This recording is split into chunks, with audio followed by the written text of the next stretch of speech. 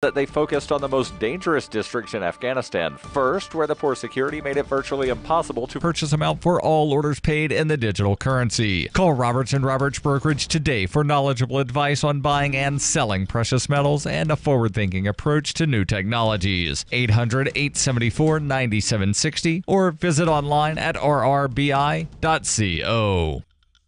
UPI reports the former commanding officer of the USS John McCain pled guilty on Friday to dereliction of duty for a crash in 2017 that killed 10 soldiers. Under the plea deal, Navy Commander Alfredo Sanchez was issued a punitive letter of reprimand and was ordered to forfeit $6,000 in wages. Sanchez also agreed to submit a letter of resignation. The USS John McCain collided with an oil tanker, the Alnic MC, on August 20th, 2017 after making a sudden turn in the Singapore Strait. The turn caused the U.S. Navy warship to head into the path of the tanker. The Transportation Safety Investigation Bureau of Singapore said in a report in March that when the oil tanker crew saw the U.S. warship turning, they presumed the vessel could safely pass ahead.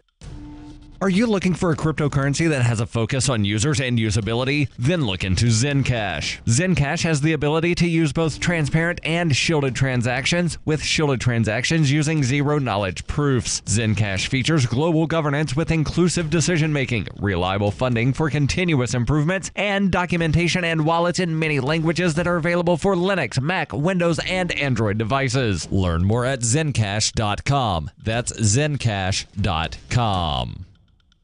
Reuters reports a jury in South Carolina on Friday could not agree on a verdict in a case of a woman whose family said her long-term use of Johnson & Johnson's baby powder led to her death from asbestos-related cancer, which resulted in a mistrial. The case of Bertilla Boyd Bosket, who died of a rare form of cancer in 2017 at the age of 30, is the latest in a series of trials in the United States that center around allegations that the company's talc-based powder contained asbestos. The company said in a statement, "We're disappointed that the jury did not reach a unanimous verdict for Johnson & Johnson," adding the talc in Johnson's baby powder does not contain asbestos, which is supported by more than 50 years of independent, non-litigation-driven scientific evaluations. Asbestos is a known carcinogen linked to mesothelioma, the type of cancer Boyd Bostic had been diagnosed with at the age of 29. After 2 weeks of trial, the jury in Darlington County Court of Common Pleas in South Carolina said it could not decide whether Johnson & Johnson was responsible for the disease. Under South Carolina state law, a jury has to make a unanimous decision. The case also named as a defendant the U.S. unit of talc supplier Imeris, as well as the local unit of the Rite Aid, one of the largest drugstore chains, which allegedly sold the baby powder used by the woman. Johnson & Johnson is battling some 9,000 cases claiming its talc products caused ovarian cancer, but litigants have recently focused on claims based on alleged asbestos contamination. The California jury on Thursday awarded $25.7 million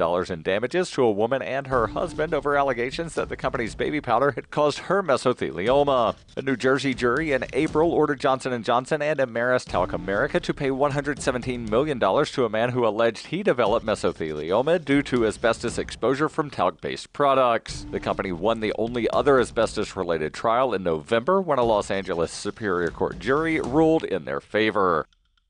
This has been FPP Radio News. Online at fppradio.com.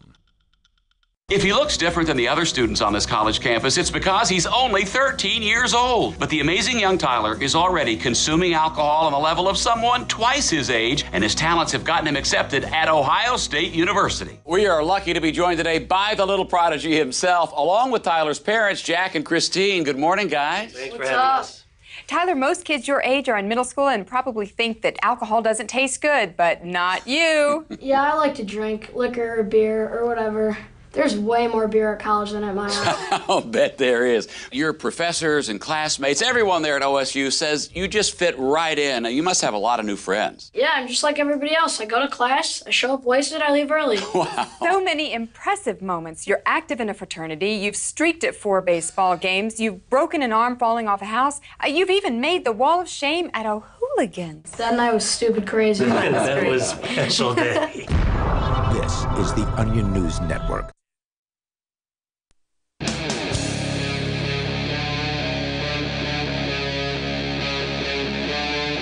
Free Talk Live.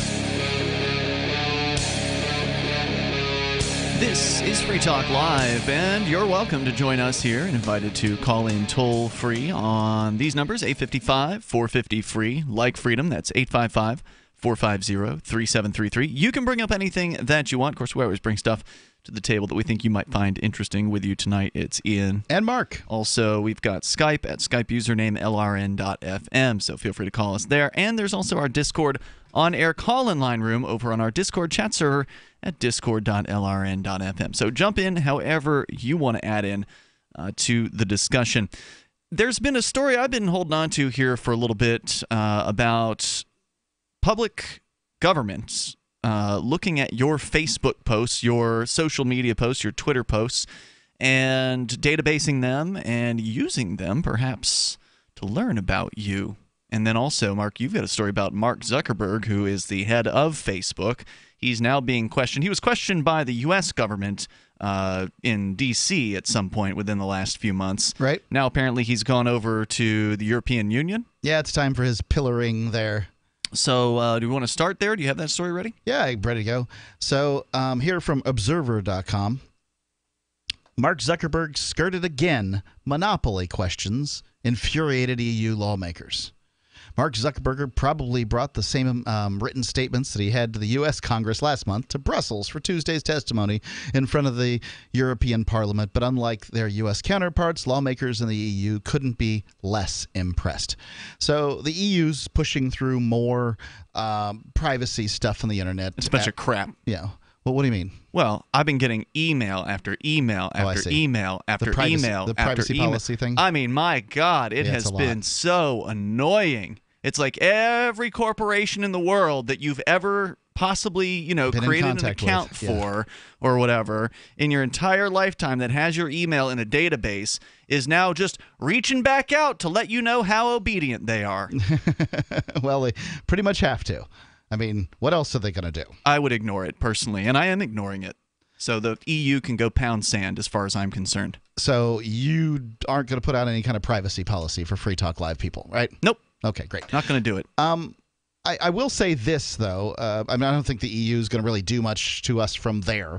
Good luck. Come and get us. Yeah, if you've got an office in the EU, then I think you've got a nexus or whatever they call it legally, then that might make things a little more difficult if you ignore Sure, them. they'll shut you down. Yeah.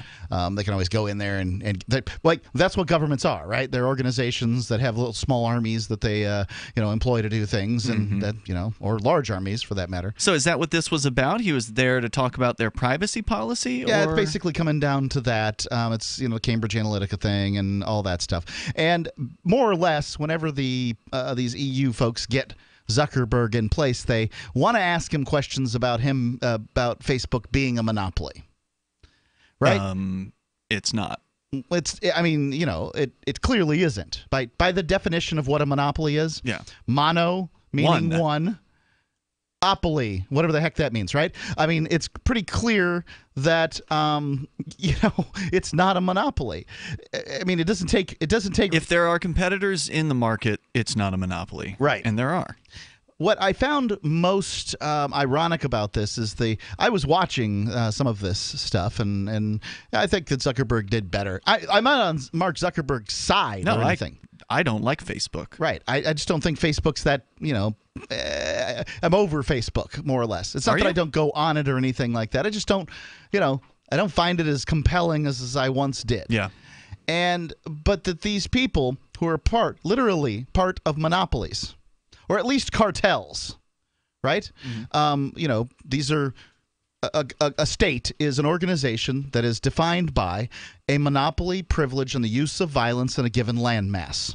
If you don't believe me, you don't have to believe me. You can go on YouTube, type in Barack Obama, a nation state monopoly, and you can see Barack Obama say it, if that'll make you feel a little bit better. Right. Right? You don't have to listen to me, although that's the definition. But these people that represent monopolies, asking a man who represents, here's the term, market maker. Facebook is a market maker. The core of our military's relationship to the nation and how accountability is structured. I think you are privatizing something that is what essentially sets a nation state apart, which is the monopoly on violence. There you go. So Barack Obama says that a nation state is set apart by its monopoly on violence. So That's correct. These people from the EU who are representing monopolies quite literally ask a man who represents a market maker whether or not he is in a monopoly, as though that's a bad thing. It's the height of hypocrisy, and it shows the blithering ignorance that these people have. They believe that their hubris is so obscured that you're never even gonna ask that question. My God, I can't believe we are here to protect you against monopolies. I can't believe you'd for a moment suggest that we're part of a monopoly, but they are. I mean, a state is an organization that claims this. Now, you may think for a second, well, there's a federal government, a state government, a local government, and maybe I got a homeowners association, all those kinds of things. That's not a monopoly. I have lots of different governments that rule me. And you could say that that's true. I can still defend the monopoly statement, but that only makes all you're doing is defending a cartel. Facebook is not part of a cartel. They're a social networking site, the biggest by far, the whale in the pond. I think you see this a lot with government where maybe they purposefully do this, or they're just that ignorant. It's one or the other, right? They're either purposefully obscuring. They're either ignorant or they think you are. Right. Well, I'm pretty sure they think that you are, for sure. And the evidence is in their favor. So they do this all the time, where they obscure the fact that there's a big company, and they confuse that purposefully with a monopoly, with the as an excuse to go after them, as an excuse to demonize them, as an excuse to make them look like they're evil or they're bad. And Facebook may be bad. I don't care for their business. I quit using Facebook earlier this year. It was actually on New Year's Eve, and it's been better for me. I've been more productive. I've had more time to do more productive things. But that doesn't mean they're a monopoly. You quit surfing Facebook, I think, is probably more accurate. No, I quit using Facebook. The only time I'm ever on there is once every other week or once a week for 5 minutes to add any new Free Talk Live amplifiers to the AMP group. Thank you for doing that. I do that, and I leave. And I don't scroll, and I don't look, and I don't check any other groups, and I am not using Facebook. I see your posts on a regular basis because you have some kind of program that matches your Twitter to your Facebook. So you say you don't use it, That's but correct. you employ a proxy to use Facebook. I mean, I don't know how else to say this. No, well, that's not the same thing as using Facebook, Mark. I don't go there. I don't use it. I don't scroll it. I don't talk on it. I don't respond to any comments on it. So anyway, my point being, though, they are frequently likening big companies to monopolies, and it's just not the same thing. There may be a few major players in the area of social networking, Facebook, Twitter, what else is there? I'm sure there are other ones that are, not as big. Yeah, there's like Elio and Steemit and a whole variety of, that's just scratching the surface. There's programs out there where you can create your own social networking site. That's what I was going to point out. There are actually open source programs out there that allow you, if you have a server, to run a site. And in theory, if you've got enough server power, you could have a bunch of people using that site. And that's one of the things Facebook does have, is they've got the servers necessary to handle whatever billions of users they have. Was it 1 or 2 billion or something like that users globally? So, I can understand the concerns around Facebook, but to me, people joining a website and voluntarily giving that website information doesn't really concern me that much. If that's how people want to spend their time, okay. What's the problem there? Why are we supposed to believe that this is like, that Facebook is the nexus of evil or something like that, whereas it's clearly the government, it's clearly the state, the coercive state, the state monopoly as Barack Obama was describing it. That's where the evil is. That's where people use violence against their neighbors who disagree with them on things. They try to force them to do things and force them not to do the things they want to do. You can get off Facebook tomorrow. Yep, that's true. 855-450 free. It's Free Talk Live. The Bitcoin.com wallet is a simple and powerful, full-featured wallet that allows you to send and receive Bitcoin Cash and Bitcoin Core with anyone, anywhere in the world. It supports both single and multi-signature wallets and is available in multiple languages. The Bitcoin.com wallet is available on Windows, Linux, Mac, Android, and iOS devices. Learn more at wallet.bitcoin.com.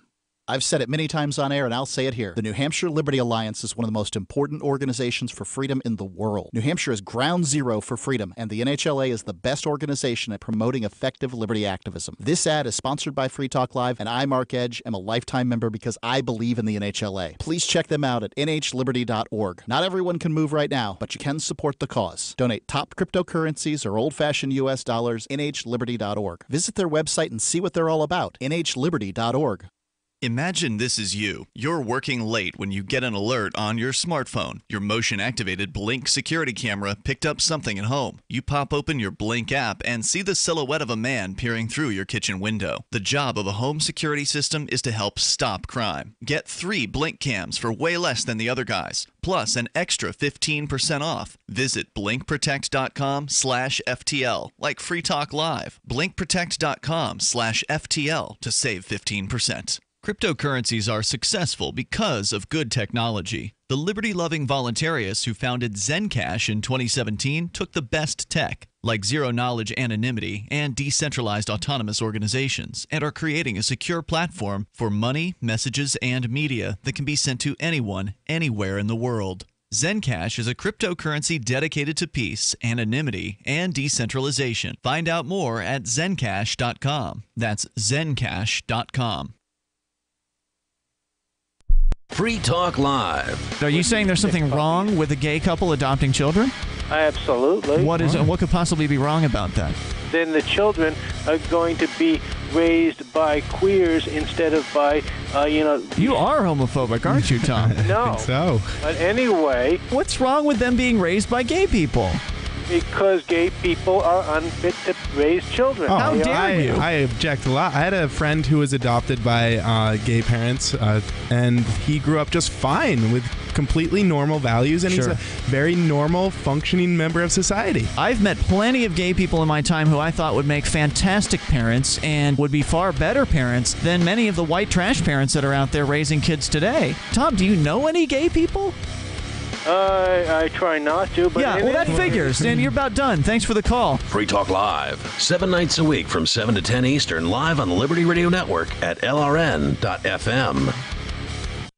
Did you know you can watch Free Talk Live during our live show 7 days a week from 7 to 10 p.m. Eastern via our studio cams at cam.freetalklive.com? Plus, you can chat with other listeners while you watch, all totally free. Now that our live video stream is hosted by YouTube, our video archives will be online even faster. So be sure to subscribe to our YouTube channel. Listen, watch, and chat all free at cam.freetalklive.com. That's cam.freetalklive.com.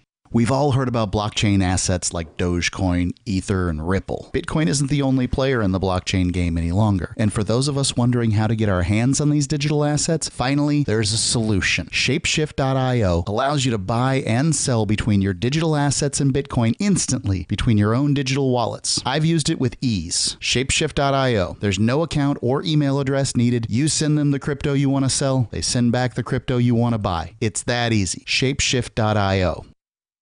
Do you love Twitter? Make sure you favorite the LRN.FM Twitter account so you can receive our tweets at twitter.lrn.fm. That's twitter.lrn.fm.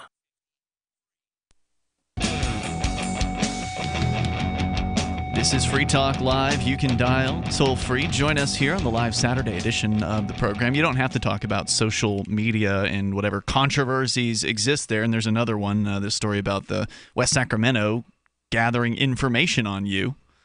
From social media that you've posted publicly. We can tell you about that coming up here in moments. It's Ian and Mark in the studio tonight. But the question to Zuckerberg, who is the head of Facebook, was testifying in front of the European Union, some group or another of bureaucrats, politicians there. They were accusing Facebook of being a monopoly. As you pointed out, Mark, anybody who's got a server on the internet can create their own social networking product. You don't have to hire a programmer. There's already somebody who's done it. There are freeware or open source softwares that you can download.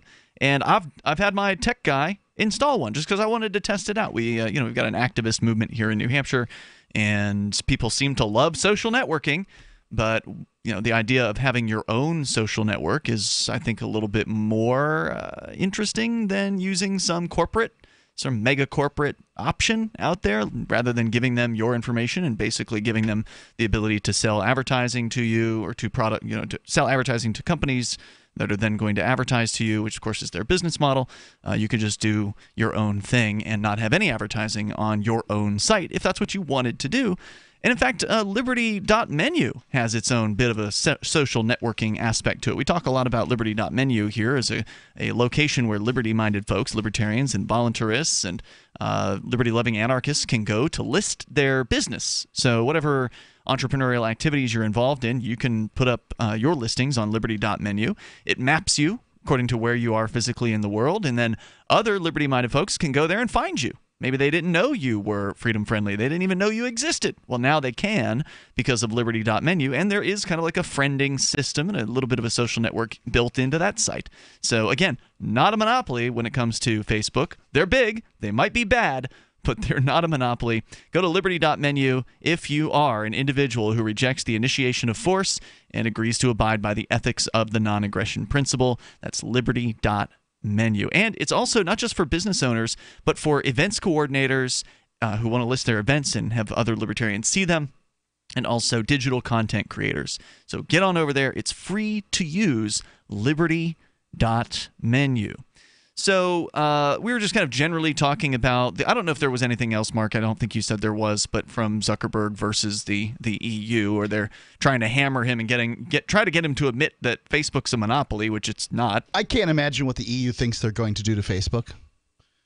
What do you mean? What do they think they're going to do? Well, they could pass some kind of regulation against them, like this damn GDPR thing. What if they decide not to follow it? Well, they could arrest the EU office, people, whoever it is that's working in Facebook What if they Europe. just move people out of the EU? Well, that would be the way to do it. Yeah. Just shut down your offices and move them somewhere else. Move them to Switzerland. It's not Sure. part of the EU. Yeah. Or move them to China or wherever. So, the EU really, the people of the European Union likely would be very angry with their representatives if they targeted Facebook, if they took down Facebook, and that resulted in all those jobs being lost. Well, not just the jobs being lost. People want to be on Facebook. It's pretty clear. Oh, I see what you mean. Billions of people have accounts on Facebook. I thought you meant just close the offices. Because if your offices aren't located in the EU, what can they do to you? You can still run your servers from anywhere in the world. Right. Well, I mean, that much is true, certainly. But what if, the EU somehow shuts it down? I mean, it's possible, right? They could shut down.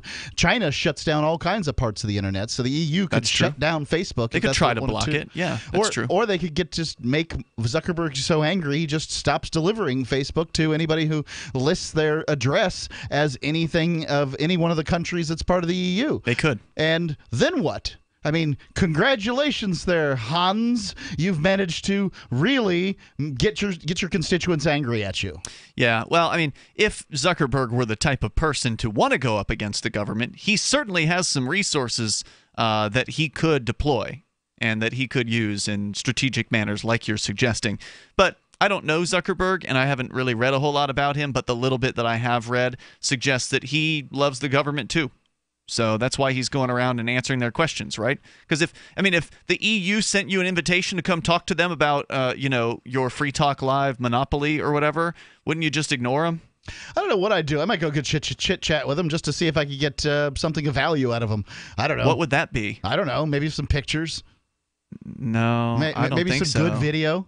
I mean, imagine the good video I could get. Boring. Imagine if they asked me about my monopoly and I said, hey, pots, kettles here. You know what I mean?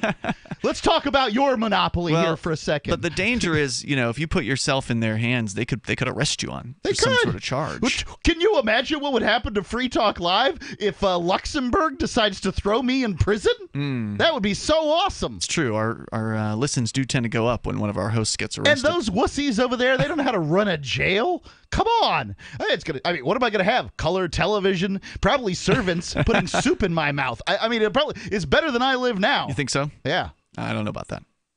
So anyway, that's the story there with Zuckerberg. And other related news, West Sacramento, according to CBS 13 out there, is the first city to launch a controversial new program. And I don't buy this. I don't think it's the first city. I think that's just lazy reporting because I feel like we've heard of things like this before. But anyway, launching a new program that watches what people post about it, meaning about the city, online. The pilot project gives city leaders a look at what's trending in the city, whether it's good or bad. It's also creating privacy concerns around how the data is being used. When a wave of mailbox thefts hit the city last year, people complained about it on social media, and West Sacramento was watching. City leaders were alerted to the community concerns by this new system. Quote, "We saw the thing that most people were talking about were mailbox thefts," said the mayor, Christopher Cabaldon. He said, "That's something that we might have not have noticed just by waiting for people to come to City Hall or filing a complaint." The city is using Zen City, a system that crawls through publicly available social media posts on Facebook, Twitter, and Instagram. It takes all of that data and sorts through to find what people are talking about and whether it's positive or negative. He says the purpose of Zen City is to see the big picture. In January, concerns came from the closure of a Safeway store and the brutal murder of two sisters at the hands of their father. In March, a shooting threat from River City High School generated negative posts over the lack of updates from police and school staff. He said, quote, "It's not that Zen City replaces our other forms of civic engagement. It's just a way to listen more," he says. But in the wake of the Facebook Cambridge Analytica scandal and concerns over data collection in general, some are worried about where that data goes and who sees it. Peter Eckersley with the Electronic Frontier Foundation says there are ways this could go wrong. Once you get into policing, there are many more potential concerns around the use of artificial intelligence, unquote. The ACLU worries about the potential misuse of the technology, and Facebook, of course, started as a social engagement tool, then turned into a behemoth that exposed user data, even in unplanned ways. Baldwin, the mayor, says, quote, "There's no privacy issues because we're not opening up anything that hasn't already been published publicly for the purpose of being public," he says. Instead, he hopes it will give all residents an equal say in civic matters. So I tend to agree with his perspective on this is, hey, if you're posting publicly, can you really blame somebody with the tool to do it, to ingest all of the posts, the public posts from everybody in a specific geographic area on Facebook? No, I don't see the problem with it. And parsing that data in some way that they find useful? I don't see there's any problem with that. When it comes to privacy, you are the one who is in charge. You cannot expect companies to protect your privacy. Many of them will do just the opposite. They will sell you down the river. 855-450 free. Bacon lovers, we ship free.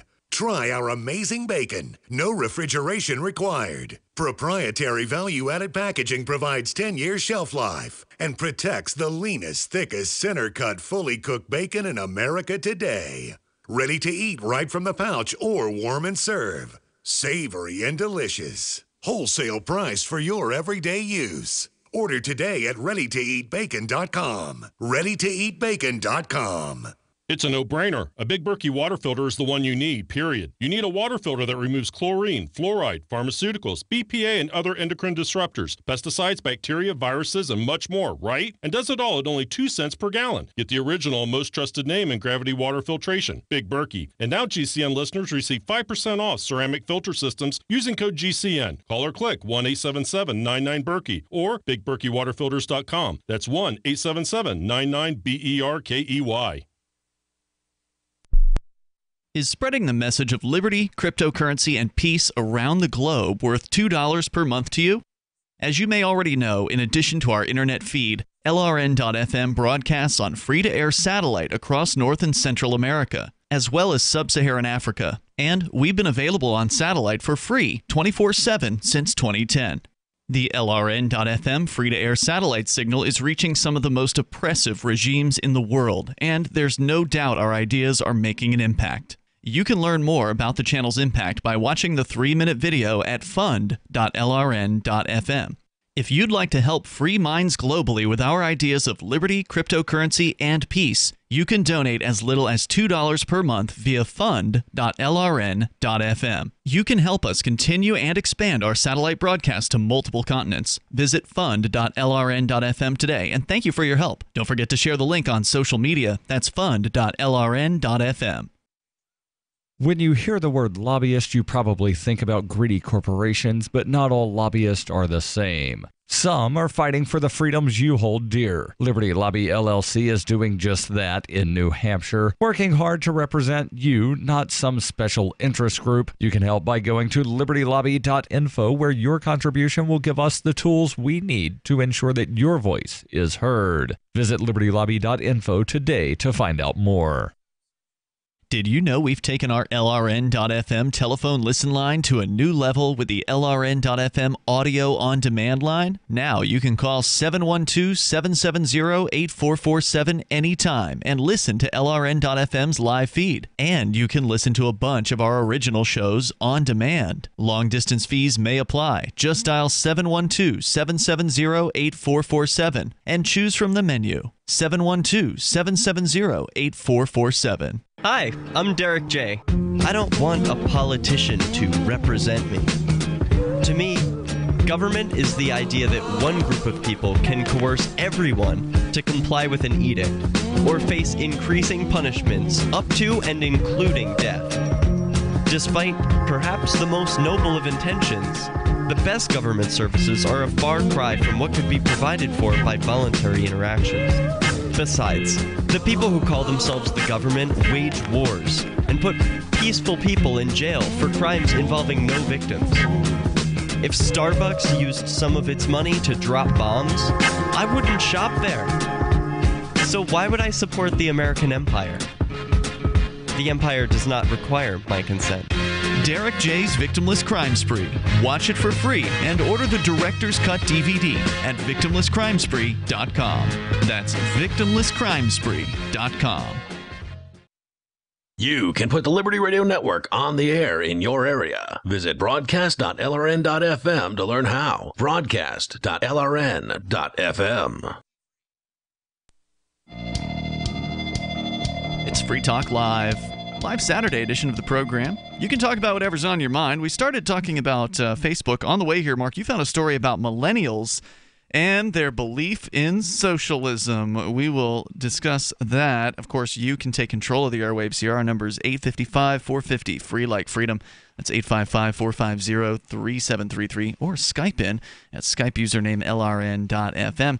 Interested in learning about Bitcoin? Well, there's no better time than now to get started. Go to Bitcoin.com. It's a great place to learn some of the basics about Bitcoin. And also, you can get some of the latest news headlines through their news site. So if you want to follow along with what's been developing in the world of Bitcoin, because it is a big, deep, involved world, you can go and dive as deep as you want to over at news.bitcoin.com. That's news.bitcoin.com. Very, very useful site. Lots of cool stuff, including a Bitcoin mining pool, some handy tools that you can use to convert between dollars and Bitcoins. And you can even buy Bitcoin, like Bitcoin Cash and Bitcoin Core, through the site, depending on where you're located in the world. Go to bitcoin.com to get started. As we go to your phone calls, your thoughts, Michael is in Virginia Beach listening to WNIS. Hello, Michael. Hello, Ian. Hello, Mark. Listen, Facebook is not a monopoly, but Facebook is a significant portion of a monopoly cartel. And I think the best way for me to explain that is by other parallel monopolies that consist of more than one party, corporation, or organization. Okay. Can you explain that to me? How can you call a cartel a monopoly? They're two different. How can you call a cartel a monopoly? They are two different things. If a cartel has a monopoly, then it's a monopoly cartel.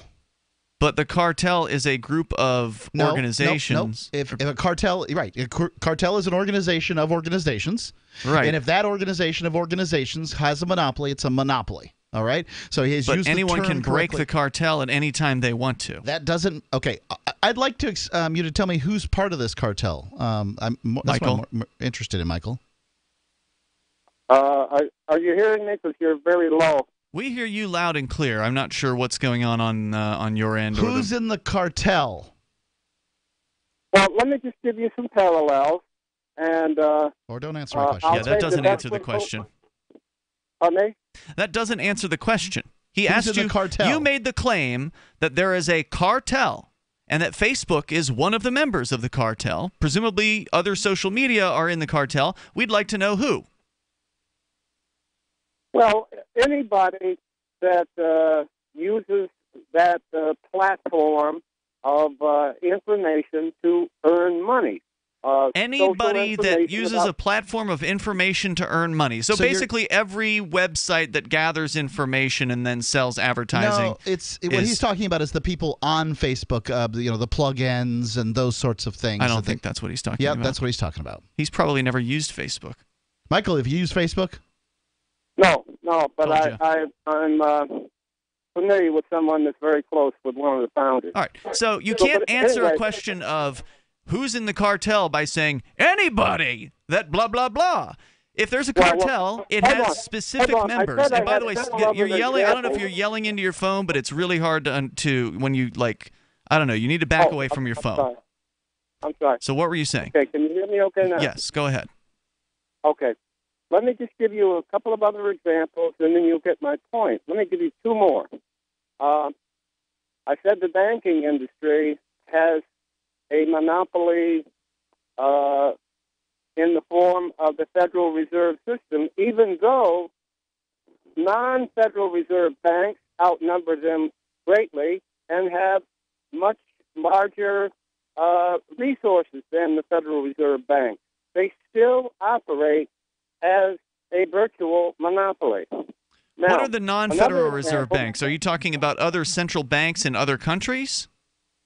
No, community banks. Community banks. Every bank is a Federal Reserve Bank. I'm sorry to let you know about that, but even the credit unions, they're associated with the National Credit Union Association, but ultimately that's all under the Federal Reserve. Through the Federal Reserve. They're not actually members, but please let me make my point. Another example of a monopoly would be the evangelical right in America. Now, I'm pretty sure you're just calling anything you don't like a monopoly. I mean, that's basically what you're doing here. You don't like the banks. You don't like the evangelicals, so you're just calling them the monopoly. I mean, everything that you're bringing up here are examples of. I think the Federal Reserve is the closest.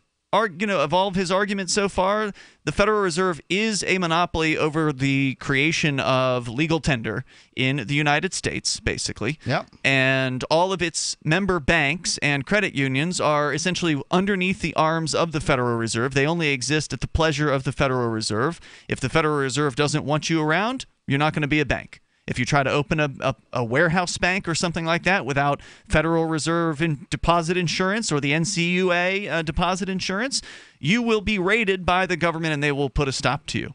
But to say that the evangelicals are a monopoly, no, those are the Christian church has schismed and forked into thousands or however many different divisions. They're not at all together in any way, shape, or form. Yeah, I can't think of anything that even you would call a monopoly that surrounds evangelical Christianity. Thanks, Michael, for the call tonight. Look, if we can't agree on the definitions, we can't even have a conversation. And it's pretty clear that, you have a different idea of what a monopoly is than what, let's say, the dictionary has to say about what a monopoly is. The toll-free number here tonight is 855-450-FREE like freedom. And by the way, I like community banks compared to mega corporate banks. I've had a much better experience with... I like credit unions, but yeah. Even the local banks, like there's one here in Keene called Service Bank of Walpole, or is it Service Bank? Anyway, Savings Bank, that's what it is. And they are very, very nice. I actually had a nice hour-long meeting with the president there about Bitcoin and cryptocurrency, and we kind of, answered all of his questions about it, and it went very, very well. So, they're just more accessible. They're more reachable. They're more customer-focused, I think, generally.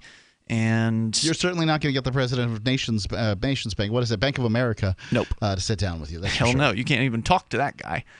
You probably can't even talk to his secretary at Bank of America. They're busy. They've got secretaries who've got middle management and then gatekeepers. Right. You can talk to a gatekeeper who has no power to make a decision and will tell you that okay, well, I'll let somebody know. Yep. And so, I like the local banks better. I like the credit unions, but ultimately they are all underneath the federal system. And I don't like that, but that's just the reality. Toll-free number if you want to reach us here, 855-450-FREE like freedom. That's 855-450-3733. Millennials, Mark. These are the young people, between... let's see, when were they? They're after Generation X, right? I wish every article would define it because I have to look it up I think every it's like single time. post-1980, I think is generally what I think sometimes it's like you'll 82 see. to 2004 or something like that. I don't know. These are the people who are not the youngest generation, but the next youngest generation, if you will. There's the Generation Z, I think, that came after them. Right, that's what my son would be a part of. Yeah, because he's 10 years old. So he didn't make it into the millennials.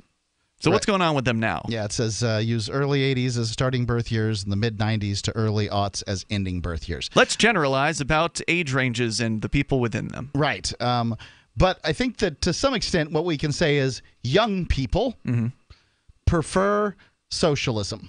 They likely don't know what it is, but they prefer it.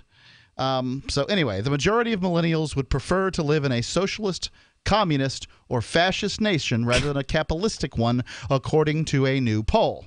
So WashingtonTimes.com. Okay. Now, likely, none of these words are going to be defined the way that I would define these words. Yeah.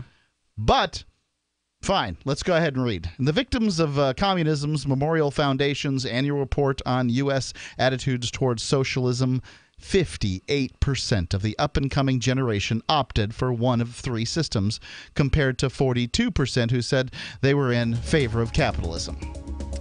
One of three systems. So, right. So it breaks Socialism, down within communism, or fascism. All right, let's talk more about that. I mean, all those are bad. The toll-free number here is 855-450-FREE like freedom, 855-450-3733. And, of course, people confuse capitalism with, like, crony capitalism. With what we have. There's more coming up here, 855-450-FREE. If you want to join us on the Millennials or Facebook or whatever you want, it's Free Talk Live. This November, I'll be running the world's biggest and most popular marathon, the New York City Marathon, as a member of Team Innocence Project. The Innocence Project was the first legal organization to systematically apply DNA testing to cases of wrongful convictions as a powerful tool to reveal innocence. Tony Wright is a perfect example of the power of DNA. The Innocence Project litigated for almost 6 years to get the court's permission for DNA testing. Tony had been incarcerated for nearly 25 years in Pennsylvania and narrowly escaped the death penalty. Tony's case, sadly, is not unique. Empowered with the unequivocal proof of innocence provided by DNA technology, the Innocence Project has litigated hundreds of wrongful conviction cases, leading to the exoneration and freedom for more than 180 people through DNA testing. Overall, there have been 356 DNA exonerees in the United States who were wrongfully imprisoned for more than 4,875 years in total. You can help support the Innocence Project and help me secure my race entry in the New York City Marathon by going to run.freetalklive.com. If you or anyone you love has been diagnosed with lung cancer, asbestosis, or mesothelioma, your diagnosis may be the result of job-related exposure to asbestos, and you may be entitled to compensation. Over $30 billion in trusts have been set aside for individuals who have been affected by asbestos exposure. How do you protect your rights and get the compensation you deserve? Call Capital Legal Group now at 800-400-LUNG. Capital Legal Group is one of the nation's resources for settlement of lung cancer and mesothelioma cases. Law firms have successfully recovered over $2.7 billion for their clients in all 50 states, and claims have been paid in as little as 60 days. If you or a family member were diagnosed with lung cancer, asbestosis, or mesothelioma, call Capital Legal Group now at 800-400-LUNG. We'll open a no-cost case review on your behalf. A history of tobacco use or cigarette smoking will not disqualify your case. Visit 800-400-LUNG.com or call 800-400-LUNG. Call 800-400-5864 now. That's 800-400-LUNG.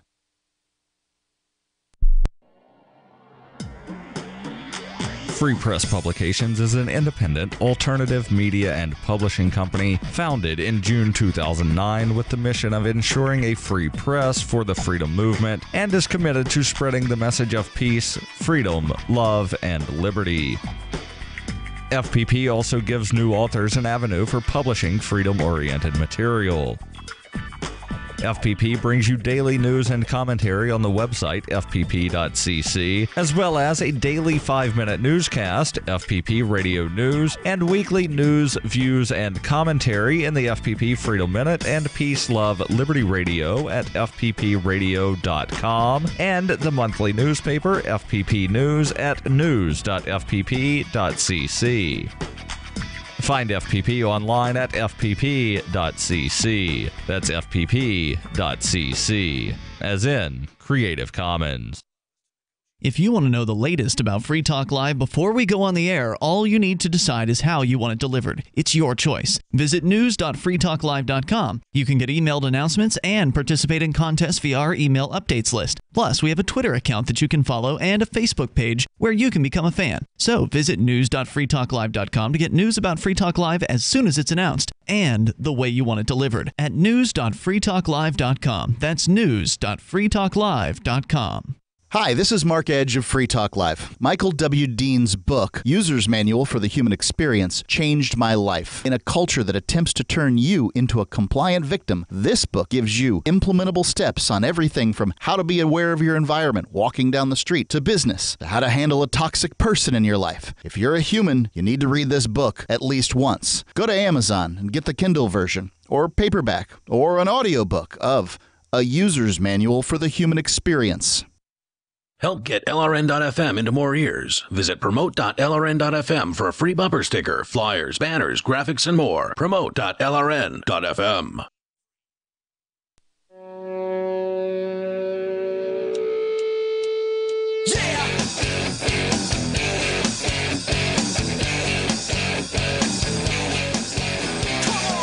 It's Free Talk Live. Dial toll free. Join us here. The number is 855-450-FREE like freedom. That's 855-450-3733. And the Skype username is LRN.FM. We're talking about millennials answering a poll, a survey, and answering in favor of socialism, fascism, and what was the third thing? Communism. Socialism, communism, and fascism, preferring those together over so-called capitalism. And Mark, you're sharing that story with us. Also, I do want to make sure you know about our Twitch channel over at the video game streaming platform, which we're not streaming video games. It's just us sitting here in the studio. But every now and then we actually do have some game streaming going on our Twitch channel exclusively. We, of course, still have our YouTube channel, and that's where you can get long-running archives going back for years of video feeds of the show. We stream out simultaneously to both YouTube and Twitch, but Twitch gets the highest quality stream. They get the HD 720p high-quality stream. And in fact, I'm working on doing some upgrades to the stream over the next couple of weeks, so I'm excited to possibly announce some changes there. But it's already the highest quality stream we've ever had here in the history of Free Talk Live. So if you want to see the show, you can do that over, or you can use it to listen to if you want. You don't have to sit there and watch it, because the audio quality is also very good on Twitch. Go to twitch.lrn.fm. That'll take you right to our Twitch channel. You can hit the follow button, and then if you have the Twitch app on your phone, it will notify you. If you've got your notifications turned on, it will notify you of whenever we go live. So that's a nice little reminder to get to tune in. And or you can get an email notification reminder as well. And if you've got Twitch Prime, as they call it, if you're an Amazon Prime subscriber, you may not have already known this, but as one of your perks, because Amazon always throws in all these other things. I mean, most people get Prime because of the free 2-day shipping, but they also just kind of throw in everything but the kitchen sink to try to get you to subscribe. And one of those things is you get a free Twitch subscription, because Amazon purchased Twitch a couple of years ago.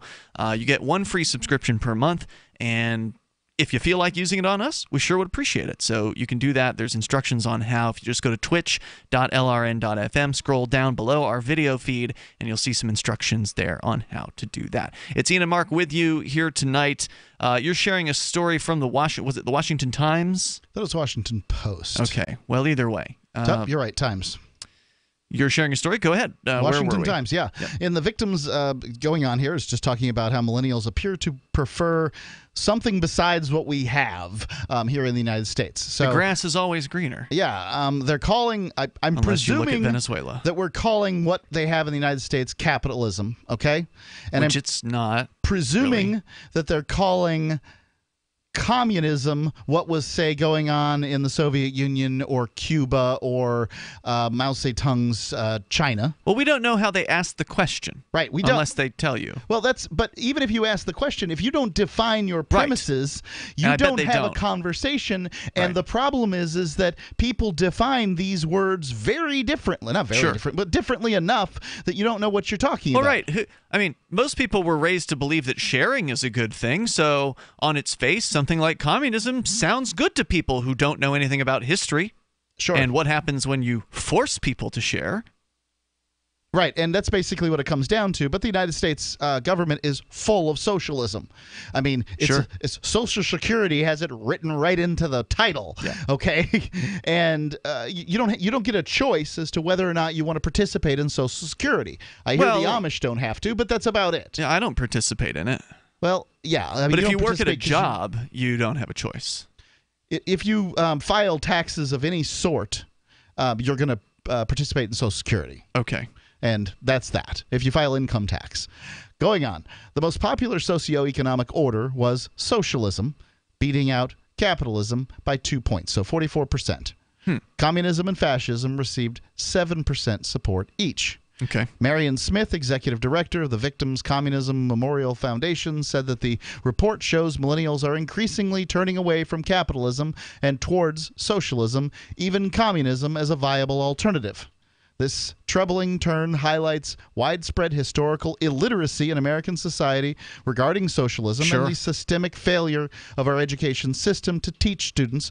Our education system is a socialist education system. What a surprise that kids that go to it come out socialist. Yeah.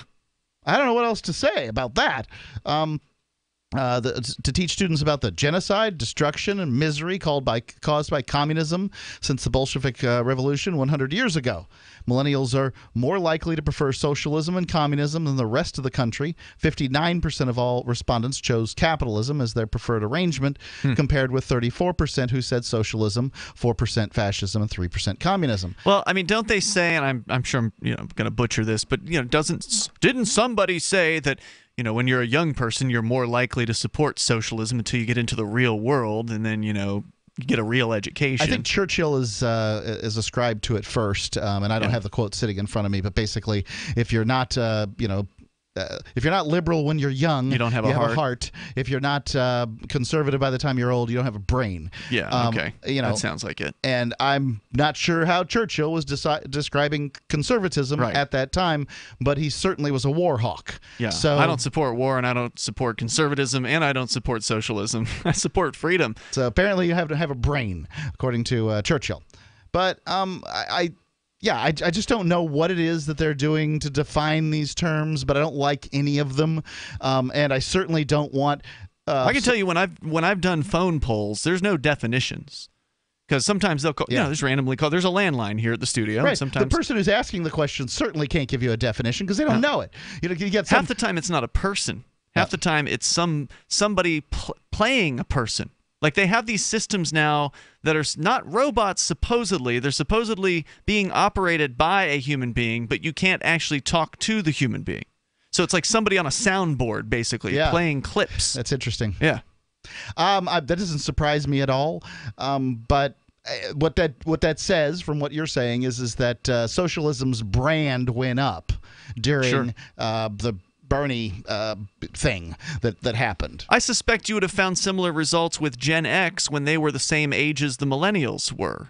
Just because I don't know of young if that's people. I don't know if you think that it would be as high as beating out capitalism. Well, it beat it by 2 points, but still. When Gen X was that age, Clinton was in office and the economy was doing great. These people just lived through the worst economic downturn in close to 100 years.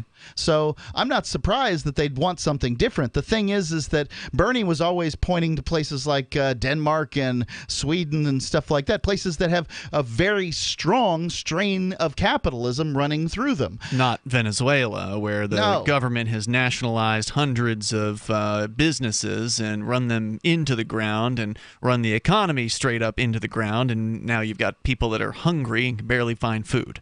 Right. I mean, but you can go to these countries, you can open a business, and you can run that business, and you can expect, to live by the fruits of your labor as a result. Now, you'll have to pay taxes, and the tax burden is quite high in those countries with the intention, basically, they run a larger welfare state. But that's not what socialism is. Socialism is... What is it? Defined by... depending on who you ask, either state ownership of the means of production or community ownership of the means of production. Isn't that more like communism? the latter part. Look, when you start getting waist deep in with these people, they will change the definitions with you in order to dodge every kind of critique of what it is that they do. I like to use state ownership of the means of production because traditionally that is what it has meant. Which is Venezuela, right? If you want to use community ownership of the means of production, you're really talking about communism, in which case, all the best, you could run a commune in the United States. If you run a religious... Some people do. If you run a religious commune in the United States, you can dodge property taxes, allowing you to dodge all taxes, which allows you to then be a full-fledged communist country, except for the ability to, I don't know, issue passports. Like, seriously, if you don't pay allodial taxes, property taxes, on a piece of land because you're a religious communist organization, then tell me how you function differently than a country. So, yeah, I mean, you got communism can exist inside of liberty. Sure. But liberty cannot exist inside of communism. That's true. Socialism can exist inside of liberty, but liberty can't exist inside of socialism. Same with fascism. What you mean by that is if there's liberty, if there's a free market, if people can own things. Liberty is the ability to do what you want, whatever you want, so long as what you do does not directly harm or defraud someone else. Yes, and generally the people who believe in liberty also believe in the idea of property as well. Everybody believes in the idea of property. They just define it differently. Like the community owns the property, the state owns the property, corporations own the property. They all believe in property. As long as the communists are willing to operate consensually and not force people into their commune, then yes, that can exist under liberty. There's more coming up here in moments. It's Free Talk Live. It's about time something new came along for better selling and buying online. And I found it. What now, Marge? It's buysellmakeoffer.com. Never heard of it. It's a brand new company. That's why you've never heard of it. It's the newest and best way to sell any products online. I did all the research. Sell my car? Yes. Our home? Yep. My golf bag? Your golf clubs. All of them. How about your purse collection hoard? Hey, now. You said any product. Right. I did. We get 30 days free. Really? Packages starting from only $9.95. And buysellmakeoffer.com will never charge item fees, ever.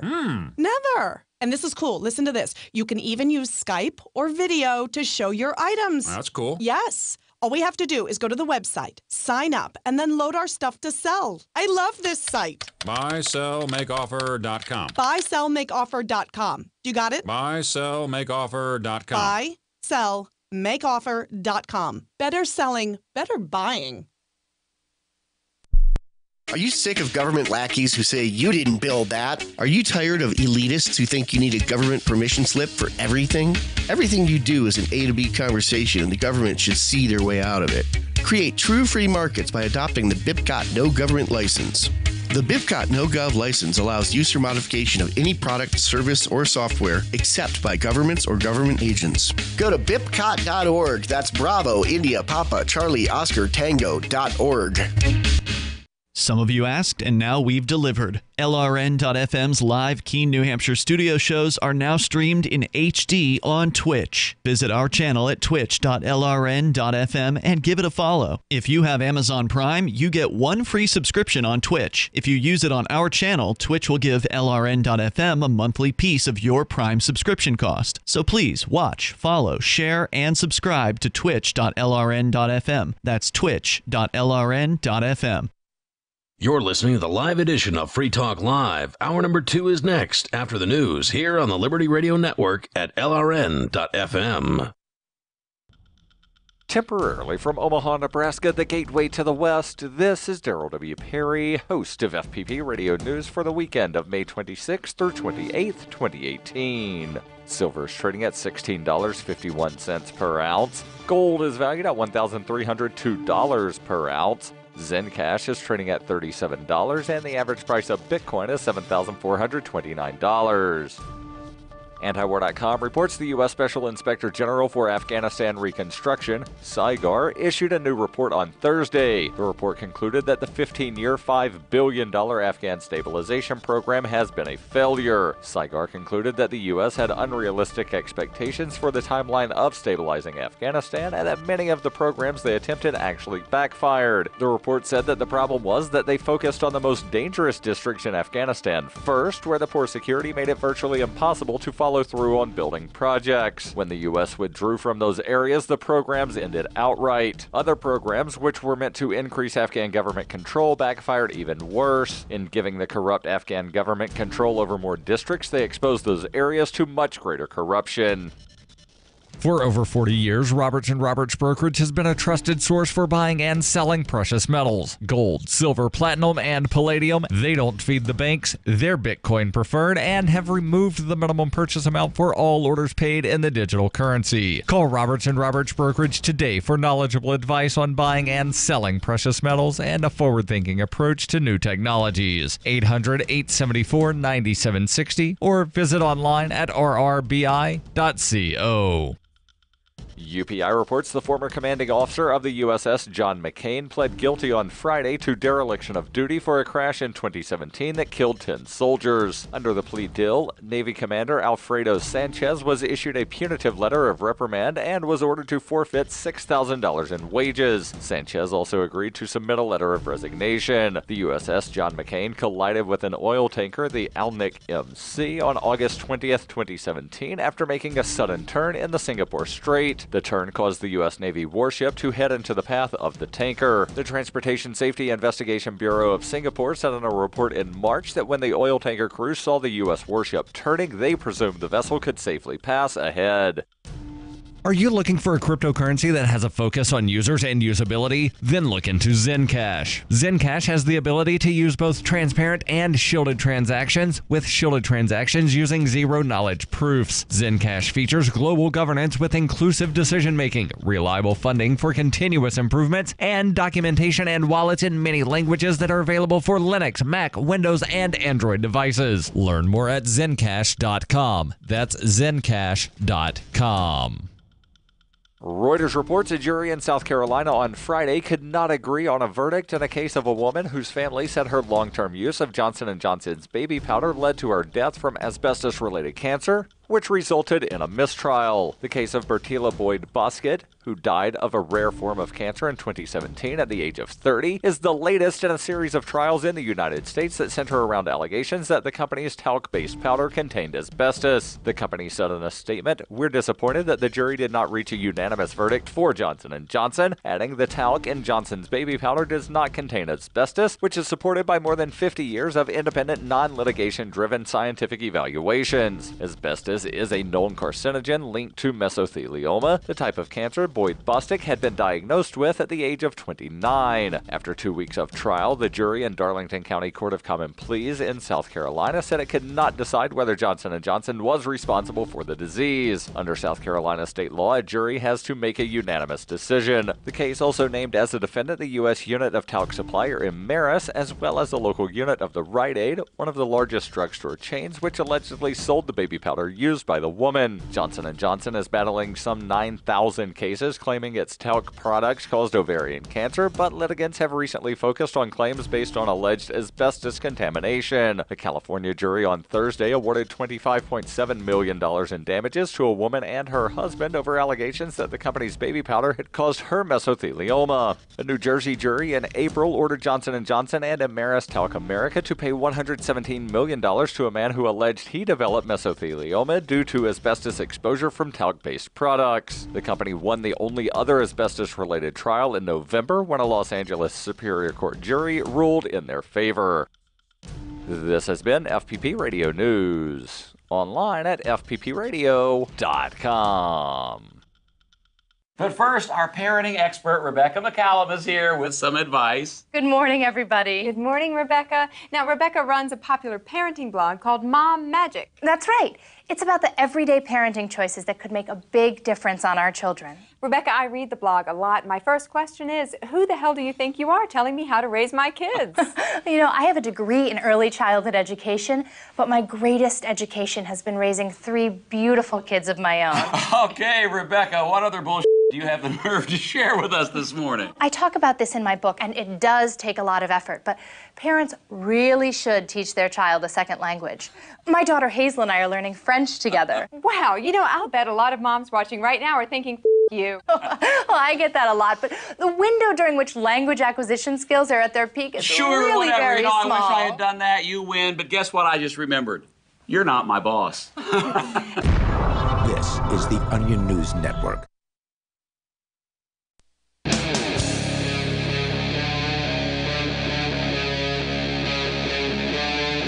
Free Talk Live.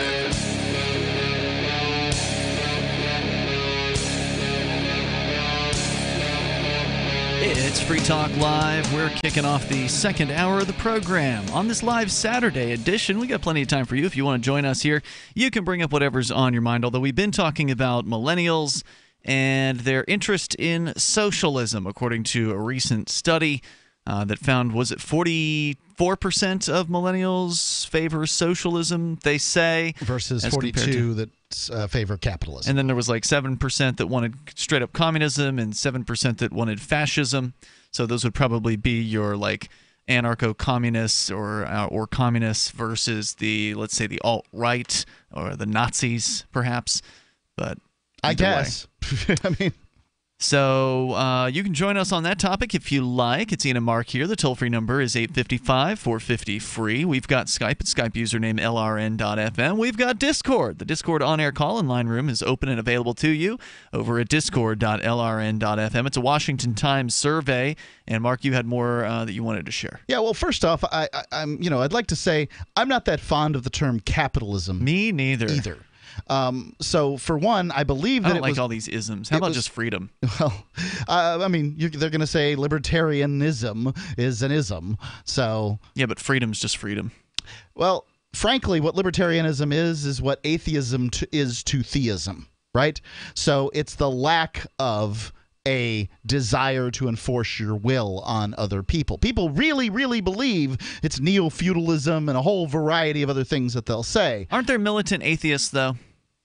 There's what I would call a hard atheist. A hard atheist would make the positive statement, there is no God. Yeah. A soft atheist would make the negative statement, you must prove to me that there is a God in order for me to believe in them. And that is a different statement entirely, right? Like one statement says, this is true. How's that different from an agnostic? Agnostics have to do with belief, and theism has to do with knowledge. Okay. I think it's no, Gnosticism. Gnosticism has to do with knowledge. Theism has to do with belief. Okay, sorry. So wouldn't your definition of a soft atheist basically be an agnostic? Somebody who wants to see some proof? An agnostic would be somebody who just doesn't know, as I heard defined at one point. Right. But I think that the real dictionary definitions of these things are slightly different. Okay.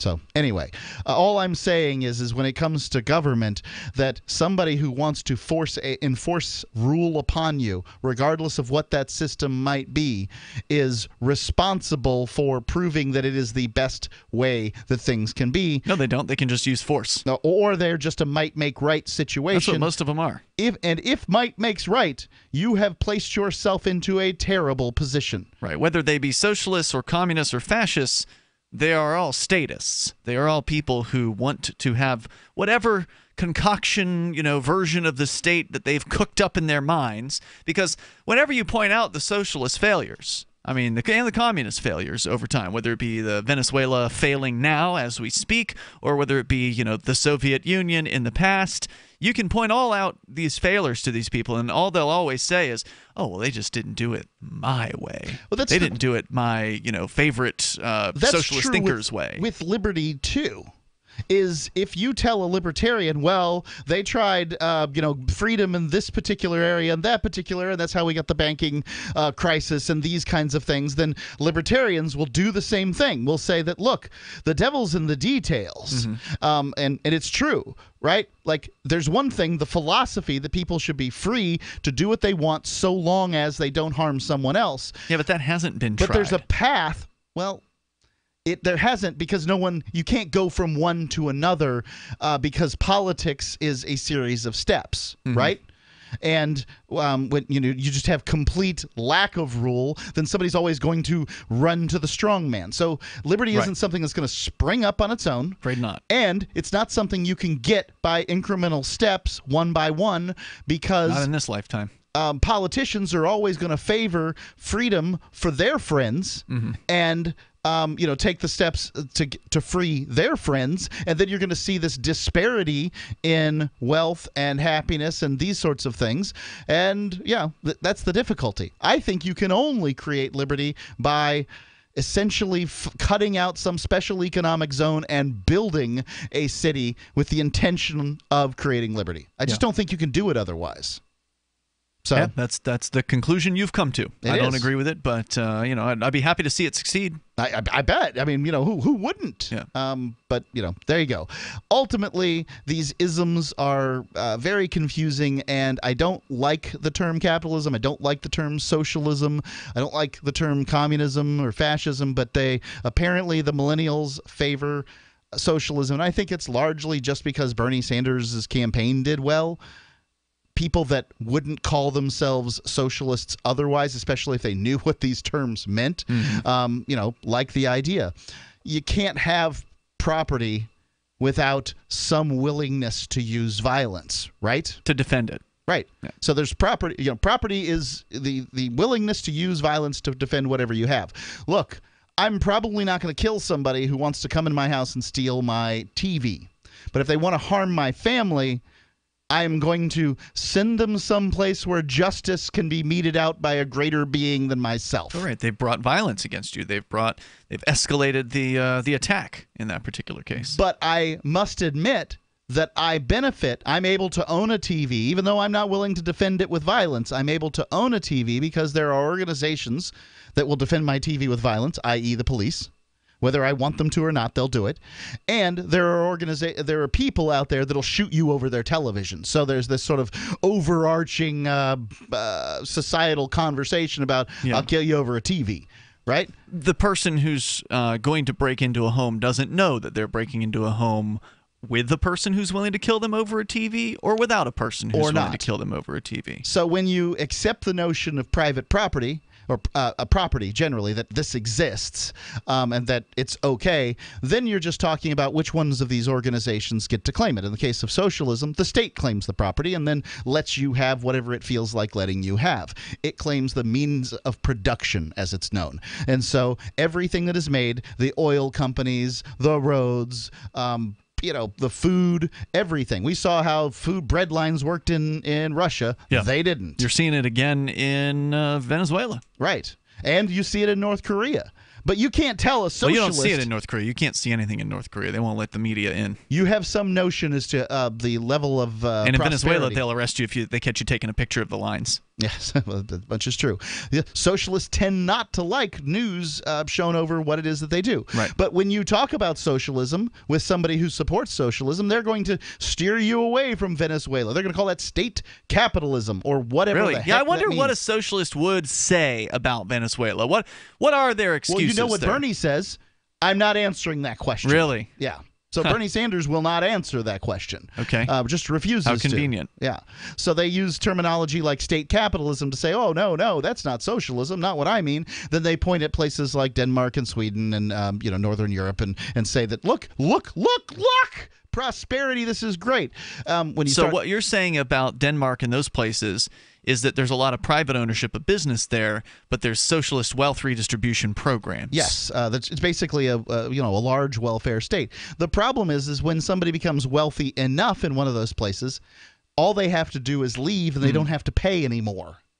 Right? So the Take your owner of business Legos, all he has to do, and I don't know what the ownership situation is in Lego, but I know it's an old company, so likely the original. It's from up creator, there too, yeah, somewhere Denmark, up there. I think, Yeah. is dead, probably. Yep. But say there's Mr. an owner Lego. of Lego. Mr. Lego decides, I could move to the Channel Islands, or Monaco, or wherever it is that he decides to move, and make significantly more just by not having to do this or that or the other.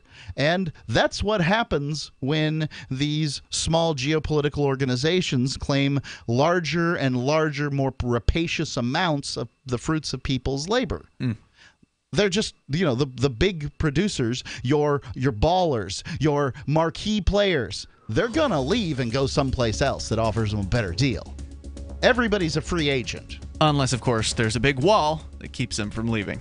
The toll-free number here, and who's proposing a wall these days? It's always the fascists. Donald Trump. Fascists love walls. The toll-free number here is 855-450-FREE, like freedom. That's 855-450-3733. Don't worry, he's going to build the wall because it's going to be like a big country club, and everything's going to be just so great on the inside. You're never going to want to leave. It's Free Talk Live. Ike was such a sweet, lovable animal, and people would want to pet him, and they'd come up, and they'd get close to him, and it would be this instant, oh! My dad didn't want to touch him. It's like, ooh, get the stinky dog away from me. Even after we'd give her a bath, she would still stink. Very stinky, both bad breath and bad gas. I asked the vet, and he said some dogs are just stinky. Does your dog itch, scratch, stink, or shed like crazy? Come to Dinovite for help. DINOVITE.com. The omega-3 fatty acids. Flaxseed, zinc, alfalfa, the digestive enzymes that are cooked out of regular dog food. The ingredients convinced me that it was definitely worth trying. After about a week, he started smelling normal. My husband and I were really kind of astonished. Dinovite is nutrition. 859-428-1000. DINOVITE.com. Imagine this is you. You're working late when you get an alert on your smartphone. Your motion-activated Blink security camera picked up something at home. You pop open the Blink app and see the silhouette of a man peering through your kitchen window. You dial 911 and the police roll. The job of a home security system is to help stop crime, which is why I chose Blink.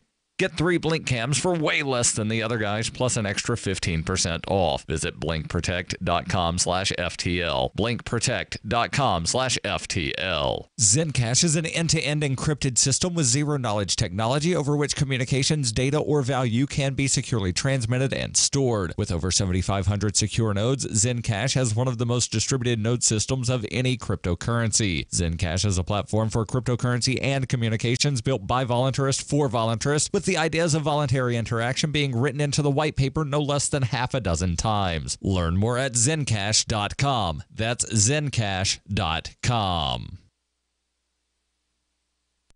On Free Talk Live, we're bringing people to the ideas of liberty every day. From wrestling superstars like Glenn Jacobs. You guys really are having an impact, I believe. Like I said, a lot of where I am now is due to listening to Free Talk Live. You changed my mind on some very important issues years ago. To random people tuning in on the radio. I was kind of stuck in the left-right paradigm. I heard your show by chance on a Saturday night. From there, I went on, joined the Free State Project, and become an amplifier. So, I mean, that's really the reason why I amp is because I know that if it wasn't for you guys being on as many stations as you are, I never would have found the ideas of liberty. Your amp will directly change more lives by getting Free Talk Live in front of people looking for talk radio online and on the air. When you amp Free Talk Live, you get perks like access to the AMP-only Facebook group and AMP podcast. Visit amp.freetalklive.com. Here's a chance to do a little activism while you're cruising Facebook, Twitter, or Google+. Between the LOL cats, the recipes, the hot girls, and the inspirational sunrise memes, Free Talk Live's posts pass by your newsfeed. Like them, comment. It gives us more exposure. If you don't see our posts, click like at facebook.freetalklive.com and then hover over it to click Get Notifications. It's an easy way to spread the ideas of liberty a bit further. I know you're busy, but you can spare that 1/10 of a calorie it takes to click on something. Facebook.freetalklive.com. Radio is the most personal of mediums. I exist right now in your head. If you listen to Free Talk Live regularly, you know me. Free Talk Live is on more than 160 radio stations around the U.S. and has been downloaded on every continent around the world. Hundreds of thousands of listeners with ad packages from $600 a month to $6,000 a month. Imagine what we can do for your business, project, website, or idea. Email me, mark@freetalklive.com. Some of our live shows are streamed in HD on Twitch. Please follow and share at twitch.lrn.fm. That's twitch.lrn.fm.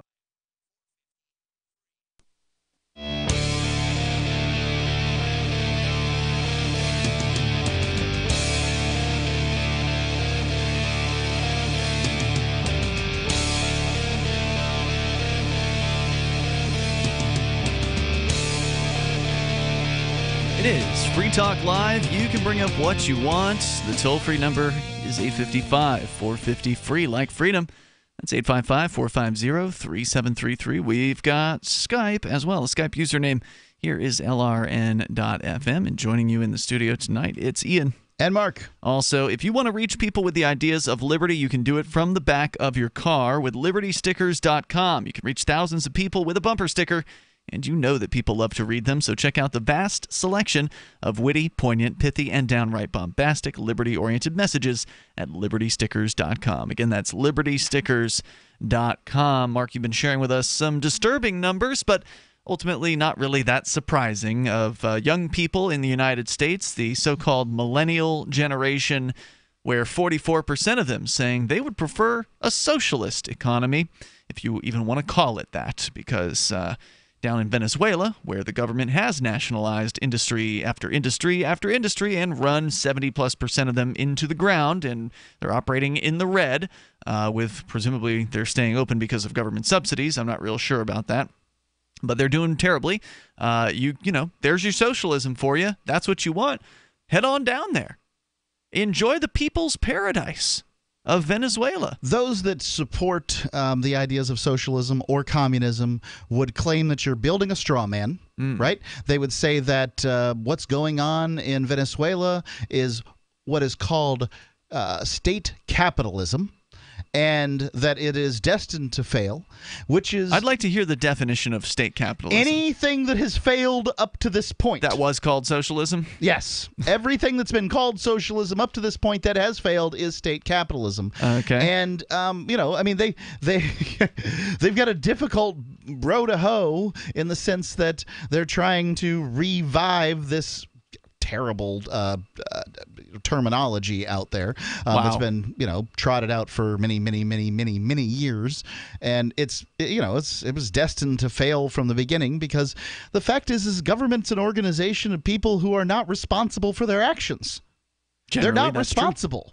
They're not responsible. The government politicians can pass all kinds of programs that do all manner of damage and will never be held to account for it beyond the next election. Absolutely true. And that's just what it comes down to. So when you turn over everything to people that are not responsible for it, you're going to get the results that you would naturally get from people who are not responsible. Terrible results. Well, see, Mark, the idea behind socialism is that it's supposed to be a stepping stone to get to true, pure communism, where the state takes over the industries. That's from the Marxism. hands of... Well, that's what the communists believe in, right? No. There's just like libertarianism, there's every little thin slice of bread in between. So I thought the idea from the communists was from you the gotta Marxists. Okay, whatever. You got to have the... Are you saying the Marxists aren't communists? Marxists are a type of communist, okay, yes. That's what I'm talking about. The communists that I've heard of have said that you got to have the socialism first to take over use the state... Use the force of the state, like they've done in Venezuela, to take the industry from the hands of the evil, greedy capitalists. And then, once everything's done with however long that takes, then they can hand it over to the workers, to the people themselves, and they will own the means of production. And then a true communist paradise will come about on Earth, and everyone will have everything they ever could have wanted, because there's a central robot, brilliant computer mind that will decide where all the resources should be allocated and what you should do, that is to say nothing, because it'll all be done by robots. You'll get to sit around and eat bonbons all day long and work on artwork, and it'll be paradise here on Earth. That is one thing that some certain types of communists have said, and I like how you've brought it into the modern day with the robots and that sort of thing, because that's certainly being touted. That's by that's one of some. the more recent pitches. I guess it started in the 70s with, oh God, what was the name of the project? They're calling it. Zeitgeist, that's it. Yeah. But it was based on something else in the 70s originally. It's called Zeitgeist today, but it was based on something else. Marxism isn't going to work with robots either. Is really what I ultimately comes down to. And this is the thing, is no matter how great your society is that you design, no matter how great it is, at some point or another, somebody's not going to want to participate. Yeah. And when they don't want to participate, probably sooner rather than later, what are you going to do with them? Because if the answer is re-education camps, take them out and shoot them in the head, put them in the re-education camps. Fine, forcing them into a concentration camp where you, I don't know, pump them full of drugs and videos or something like that. No, like North Korea, where they just starve them and force them into labor. Whatever it might be, that will teach them to love Kim Jong-il and Kim Il-sung. Whatever it might be, it ain't pretty. What socialism is it's an opportunity for a revolution so that new people that are going to be rich can take over from the old people who were rich. That's all it is. By force. That's it. Yeah. End of story. And let's not forget, lots of people starve whenever it happens. Right. And you're probably not going to be the people who take over. Nope, you're not. Even if you are a lover of socialism, you are, odds are, not going to be the next Che or whoever it is. Well, Che was the odd one because he was both a thinker and a doer, but the vast majority... I already had other people do his dirty business for him. No, he was willing to shoot people. Himself? Yeah, okay. He was willing to shoot people, absolutely, as was Castro to some extent. Also, but Che was the sort of second in command. He's a much more romantic story, but that sort of thing. But take a look at what happened to Trotsky. Here you have the intellectual who was hunted down and finally killed with an ice pick in Mexico City. Oh, my. It's people like Stalin who will rise to the top because they're willing to do what the government is about. The government is about violence. And once that, you've got to use violence to seat yourself in that. It happened in the United States. I mean, the United States was founded by people who were so fed up with the service offered by their government that they were finally willing to shoot government officials center of mass. Right. Okay? I mean... over relatively small taxation compared to today. Yeah, well, it's because the taxation came from far away, not nearby. You can tax us heavily if you live nearby, right. But if you live far away, you mayn't tax us at all, was really the notion that came down to it. But the United States was founded on revolutions. There were revolution after revolution prior to the American Revolution, which finally took hold. And was just by sheer luck. I mean, Britain was somewhat preoccupied elsewhere. So, if you are somebody who can answer any of these questions we've had tonight about socialism, maybe you can explain what this idea of state capitalism... why the millennials think this crap is going to work. If you're one of those folks, we'd love to hear from you. Go ahead, defend your belief system. Our number is 855-450-FREE. I don't expect you to. I don't expect we're going to get a single self-avowed socialist to call in here tonight, because ultimately we will break down that person to the point where they will either have to admit that they are willing to use violence against their peaceful neighbors, or to the point where they will continually deny that that will happen. I mean, usually it's one or the other, right? Like if you get somebody who's at the very least willing to discuss it with you, you can, through asking the right questions, get them to that point where they will either have to embrace the violence and say, yep, I'm planning on using violence. I won't do it, but I'll hire the police to do it. I'll hire a gang of jackboots, and they'll enforce our socialism on you. And if you don't like it, well, there's a gulag waiting for you. And those are not nice people. And most people don't want to admit to that being their belief system, so they'll just deny it to the hilt that those things will ever happen under their version of socialism, which of course is just nonsense. The toll-free number here, if you want to try though, 855-450-FREE like freedom. You can join us on the radio. It's Free Talk Live. Hunters, anglers, campers, and survivalists. Get back to nature. Expand your horizons with the highest quality, most versatile, unique slingshots and sling bows on the market at slingbow.com. Slingbow products are compact and models start from just $17.98. They're perfect for your bug-out bag or storing in your vehicle. Give yourself and your loved ones the excitement and tradition of Slingbow, a new frontier in archery and truly modern twist on this primitive survival tool. Feel the thrill only at slingbow.com.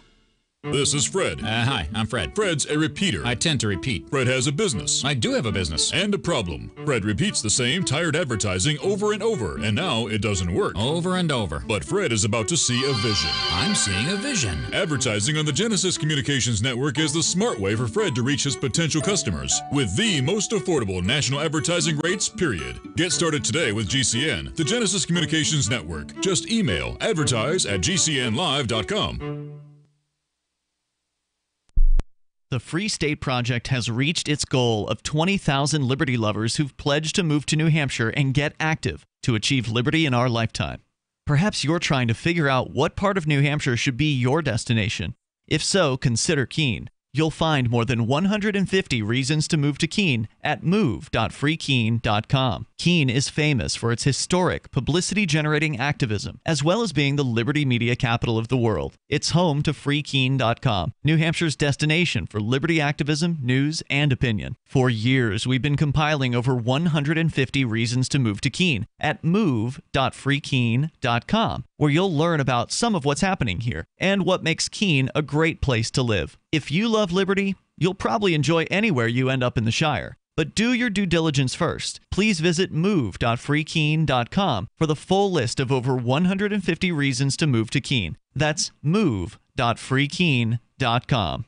This Your Family Today tip is brought to you by Lil Drums. Every bit as fun as a full-size Nestle drumstick cone and definitely cuter. Visit us at drumstick.com. Vacations are all about family time, but you don't have to leave home to have fun. Take 1 weekend a month and devote it to family activities. Pull out the board games and puzzles, serve up some treats, or have a picnic. Even without leaving home, you'll feel like you've really had some time away. For more tips like these, visit us at parenthood.com/yourfamilytoday. So you've heard all 3 hours of the latest episode of Free Talk Live, and you're still hungry for liberty-oriented audio content? Did you know that we have another 24/7 audio stream at LRN.FM? The Liberty Radio Network airs the latest episodes of some of the best liberty-oriented podcasts on the internet around the clock. In addition to recorded content, you'll also hear live shows like Free Talk Live, originating from our Keene, New Hampshire studio. So listen anytime at LRN.FM. That's LRN.FM. This is Michael Dean from the Freedom Fiends. I've run websites since 1996 and have used over a dozen web hosts in that time. AgristHosting.com is the only one that hasn't broken my heart. Agrist Hosting's uptime and service is stellar, and their DDoS mitigation is the best I've seen. That's important because if you tell the truth in this world, you'll ruffle feathers. And some people will try dirty tricks to silence your voice. No matter what the haters hit us with, Agrist Hosting keeps our websites online. If you have a mission-critical commercial presence or a world-changing activism site, you cannot tolerate any skullduggery. So go with agristhosting.com. Have a WordPress or blog site, but you're not satisfied with performance or uptime? Or just want raw hosting? Want to pay with Bitcoin? Agrist Hosting specializes in high-performance hosting with personalized service. Go to agristhosting.com and click on the button that says Get Hosted. That's agristhosting.com. Love what we do? Please help support our international satellite channels at patreon.lrn.fm. That's patreon.lrn.fm.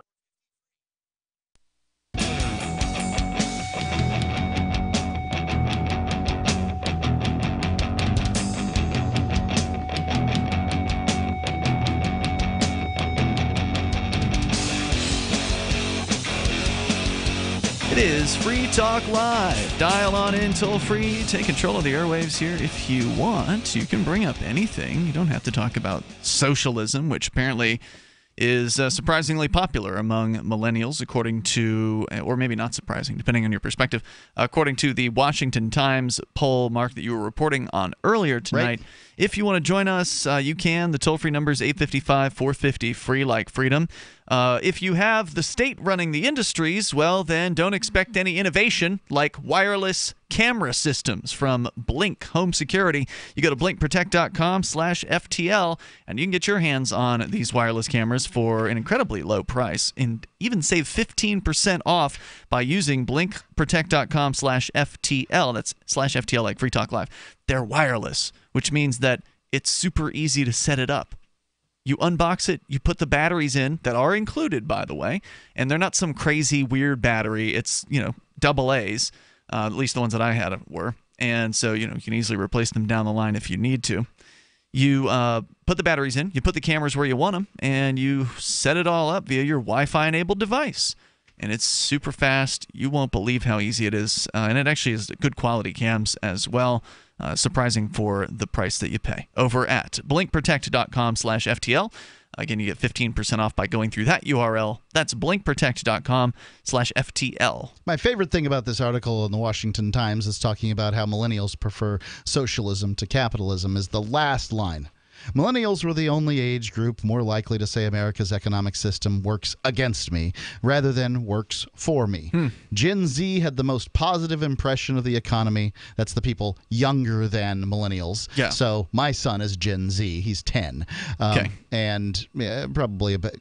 There are Gen Zs in the workforce. My son may even be lower than Gen Z. I'd have to look that up. I'd call Gen Z, I mean, again, it's all up to who you ask. I'd call Gen Z anybody who was born in 2000 or later. Basically, I think the millennials usually use mid-90s as a cutoff, so it could be 10 to 15 years after that. So it's possible that we have the next generation, whatever that might be, and Gen Z really doesn't have its own name yet either. But anyway, I want to finish this real quick. Yeah, you can, but let's talk to Gonzo. I just want to finish the statement. I know, but Gonzo's here in Myrtle Beach. You're on Free Talk Live. You'll have plenty of time, Mark. Go ahead, Gonzo. Half a sentence. Oh, hey, guys. Thanks for the call. Hey, you called us, but thank you. Go ahead. Okay. All right. I had this thought, and I hope it comes out right as I'm thinking about it. But my thought was, how you said on the... Quick question, Gonzo. Are you on a speakerphone or something? Because it sounds kind of crappy. No, I'm not on the speakerphone, the handset. Handset, yeah. So if you're on like a headset or something, turn that off if you don't mind. If you're driving, pull over and turn that off, and then we'll talk to you straight up. Mark, why don't you answer that or do the statement that you wanted to do while Gonzo gets situated there? Gen Z had the most positive impression of the economy, with 66% saying it works for me, although many of them have yet to enter the workforce. Right, like your son Jack. Right. I mean, so they like the system because mommy and daddy have kept things going for them. All right, Gonzo, did you manage to disconnect your? Yeah. All right, much better. Yeah, go ahead. Okay, so like I was saying, I had this thought, right? And you know how the report said that the millennials choose that socialist government? Yeah. And my thought was, all of the countries in the world are occupied or are taken by a organized government, right? Yeah. And, with the exception, I guess, of Antarctica and the North Pole or whatever.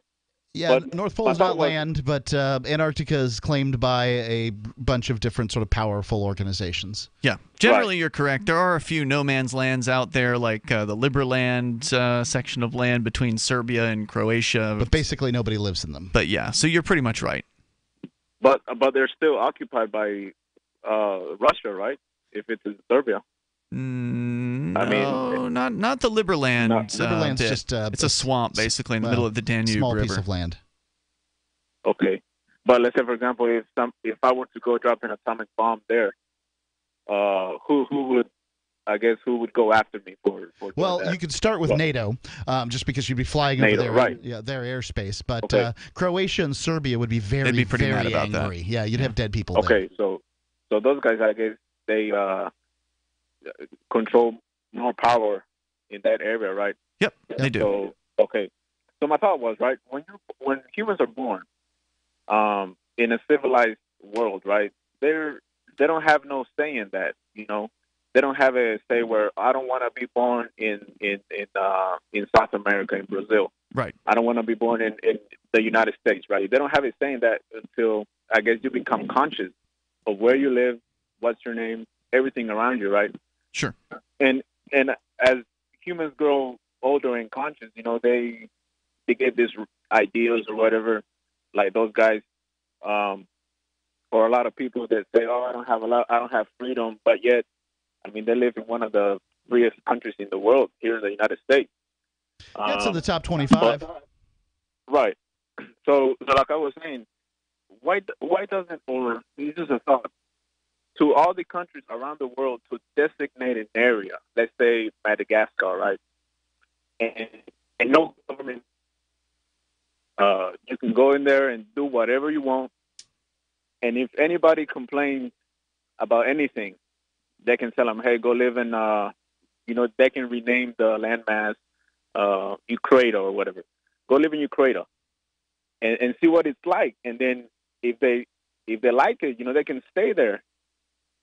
Yeah, and, well, that kind of sounds like complain. what Mark's been talking about, where there's this special economic zone plan, and there's been a few of them so far, and they haven't really materialized quite yet. But No, the special economic zones exist across the globe. No. But I mean, like the freedom ones, right, like you're talking about, where specialized special economic zones, but like a freedom zone, which is what sounded like you were talking about, Gonzo, where there would be like a free place on Earth where people who are seeking freedom could go to that place and live in that place, right?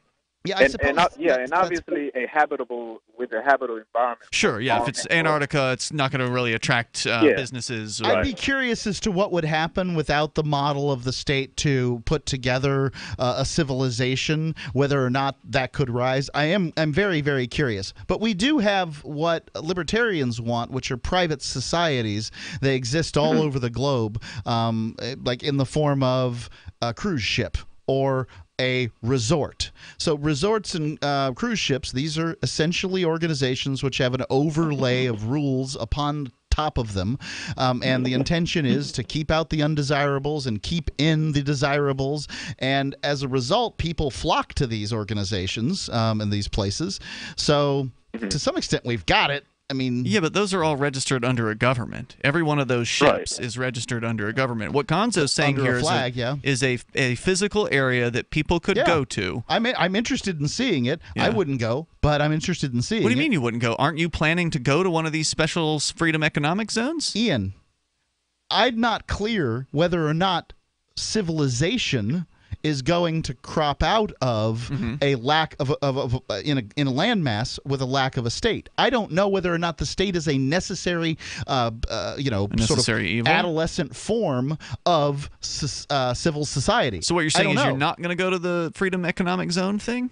What are you talking about? You've gotten on the air and you've said you want to do this thing. I thought. Ian, this is a contractual basis. These are two entirely different things you're talking about. The gentleman is talking about a place that lacks government entirely. Okay. The Special Economic Zone is an organization that has a private government. Well, I mean, okay, so Gonzo, are you saying that in the place you're talking about that there would be no people with private property and organizational structures? Because like a neighborhood association is a private government. Would it not have any of those things? Well, I mean, basically, you put, or how many other people want to go to that place, they can do whatever they want. All right. If you don't want, basically. Yeah, I think it all should be tried. And I thank you, Gonzo, for the call tonight. I appreciate hearing from you. The toll-free number here is 855-450-FREE. But the thing is, under so-called anarchy, presumably private property would still exist because people would believe in it. And so, therefore, you could still have rules. You could still have rules on private property. More coming up. Does your dog itch, scratch, stink, or shed like crazy? Come to Dynovite for help. Order a 90-day supply of Dynovite. Dynovite is nutrition. Pick up 2 bottles of LicoChops. Get the 3rd bottle free. New improved LicoChops with omega-3, omega-6, vitamin E. And now, 6 extra direct-fed microbials. Even better for the digestive tract and immune system. Try LicoChops. Buy 2, get 1 free. At Dynovite.com. DINOVITE.com. Hunters, anglers, campers, and survivalists. Get back to nature. Expand your horizons with the highest quality, most versatile, unique slingshots and sling bows on the market at slingbow.com. Slingbow products are compact and models start from just $17.98. They're perfect for your bug out bag or storing in your vehicle. Give yourself and your loved ones the excitement and tradition of Slingbow, a new frontier in archery and truly modern twist on this primitive survival tool. Feel the thrill only at slingbow.com. This is Fred. Hi, I'm Fred. Fred's a repeater. I tend to repeat. Fred has a business. I do have a business. And a problem. Fred repeats the same tired advertising over and over, and now it doesn't work. Over and over. But Fred is about to see a vision. I'm seeing a vision. Advertising on the Genesis Communications Network is the smart way for Fred to reach his potential customers with the most affordable national advertising rates, period. Get started today with GCN, the Genesis Communications Network. Just email advertise@gcnlive.com.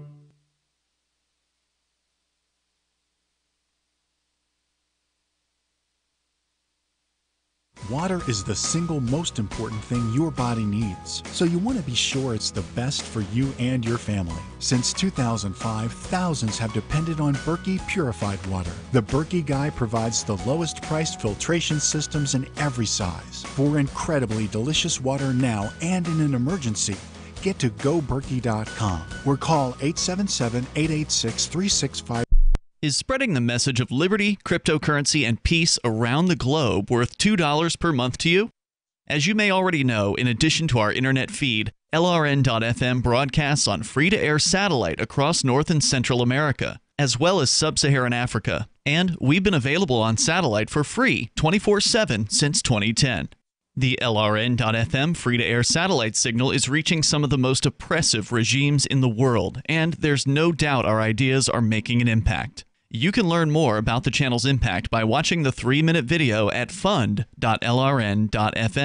If you'd like to help free minds globally with our ideas of liberty, cryptocurrency, and peace, you can donate as little as $2 per month via fund.lrn.fm. You can help us continue and expand our satellite broadcast to multiple continents. Visit fund.lrn.fm today, and thank you for your help. Don't forget to share the link on social media. That's fund.lrn.fm. LRN.FM is proud to announce our official listening apps for Android and iOS devices. Now you can easily tune into our streams anywhere, anytime on your smartphone or tablet. Just visit apps.lrn.fm or search for LRN.FM in the Android or Apple app stores. Please download, rate us 5 stars, then share the link on your social media and let your friends and family know how you're listening to LRN.FM. Download it now, free at apps.lrn.fm. What do you shop for that you could otherwise buy at Amazon? Pretty much everything, right? Amazon has competitive pricing and they deliver, and that's a big plus. If you could plan ahead in your shopping, would you be interested in saving up to 33%? There's a catch. You have to do your shopping in Bitcoin. But imagine those savings. It's like a huge raise. All you have to do is go to saveitpurse.com. We've saved thousands, and you can too. Plan ahead and save. Saveitpurse.com. This is the Liberty Radio Network, broadcasting the latest liberty-oriented audio content 24 hours a day at LRN.FM.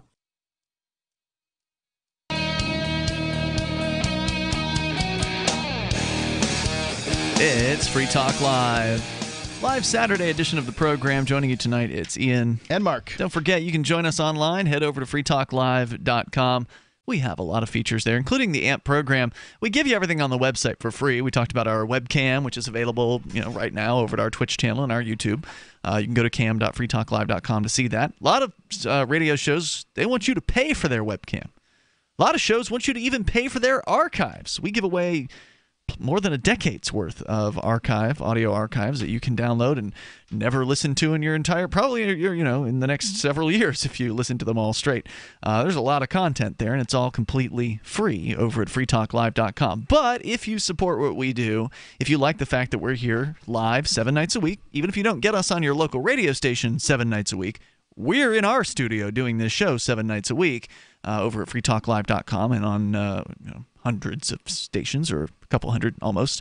We're at 189 stations as of this weekend, coast to coast across the United States. Shouldn't say a couple hundred till we actually hit it. Yep, that's it'll be well, if you include the pirate radio stations, we're probably over. Yeah, and the part 15s and that sort of thing. Yeah. But anyway, if you like what we're doing, talking about freedom, talking about peace, talking about cryptocurrency, things like that on the radio here, and you want to help support the show, then you can get some cool perks by becoming a Free Talk Live amplifier over at amp.freetalklive.com, ampamp.freetalklive.com. It's Ian and Mark here, and the AMP program, by the way, is just $5 a month, so no biggie. It's the cost of a fancy cup of coffee or hamburger or something like that. So once again, it's ampamp.freetalklive.com. You can use credit card, you can use PayPal, you can use Bitcoin Core, and get on board and get some of the cool perks that we offer at amp.freetalklive.com. To Amy in West Virginia. Amy, where are you in West Virginia tonight? I'm in Charleston. Charleston. You're listening to WVTS. The capital. Yeah, go ahead. Go ahead with your thoughts. Well, you were talking about the state, and I wanted to tell you that my mother, have you ever heard of being ward the state? A ward of the state, yes. Yeah. Okay, well, my mother, I took care of my mother. She was 94. This happened June June 2017. My mother fell one night, and I called an ambulance. The ambulance came. The ambulance man was very rude, and I told him, you know, he was just rude to me, and I wasn't. I told him about it, and he goes to the hospital, and he tells the doctor that I was violent and my mother looked like she had been hit. Oh no! And that's all it took. They wouldn't tell me where she was or anything. They wouldn't let me see her or anything when I went there. And within 4.5 months, my mother had passed away. Wow. When I saw her, she called me on the phone and told me, "Come to me." And I went to her immediately. We tried to leave. She said she wanted to leave. She was going nuts, trying to get out of there. And then I had to have supervised visits and everything. The next time I went, my mother was in the bed. She said they're giving her Xanax 3 times a day, and death would be better. Wow. She had 2 useless surgeries. It was terrible. And the state, I just want to say the state is very wicked. They're very wicked. It's an organization that has no responsibility for its actions. There's no doubt. You know, it's obviously people weigh the value versus the, you know, the wickedness, as you call it, you know, every day. And some people come up with the notion that it's worth it. And some people say, by no means is it worth it. No, it's definitely not worth it. I mean, there's been so many people who've had their lives torn apart, whether it be what you're describing, an elderly person in the family taken away by the state, or even young people, as so many parents have discovered, you know, the state ruling over their children, like we've seen in the United Kingdom, where parents have wanted to get their kids out of the UK so they can get particular treatments in hospitals around the globe, like in the US or in Italy and the UK, preventing them from even leaving with their own children. Because the state believes it knows best. It's terrible. They do not.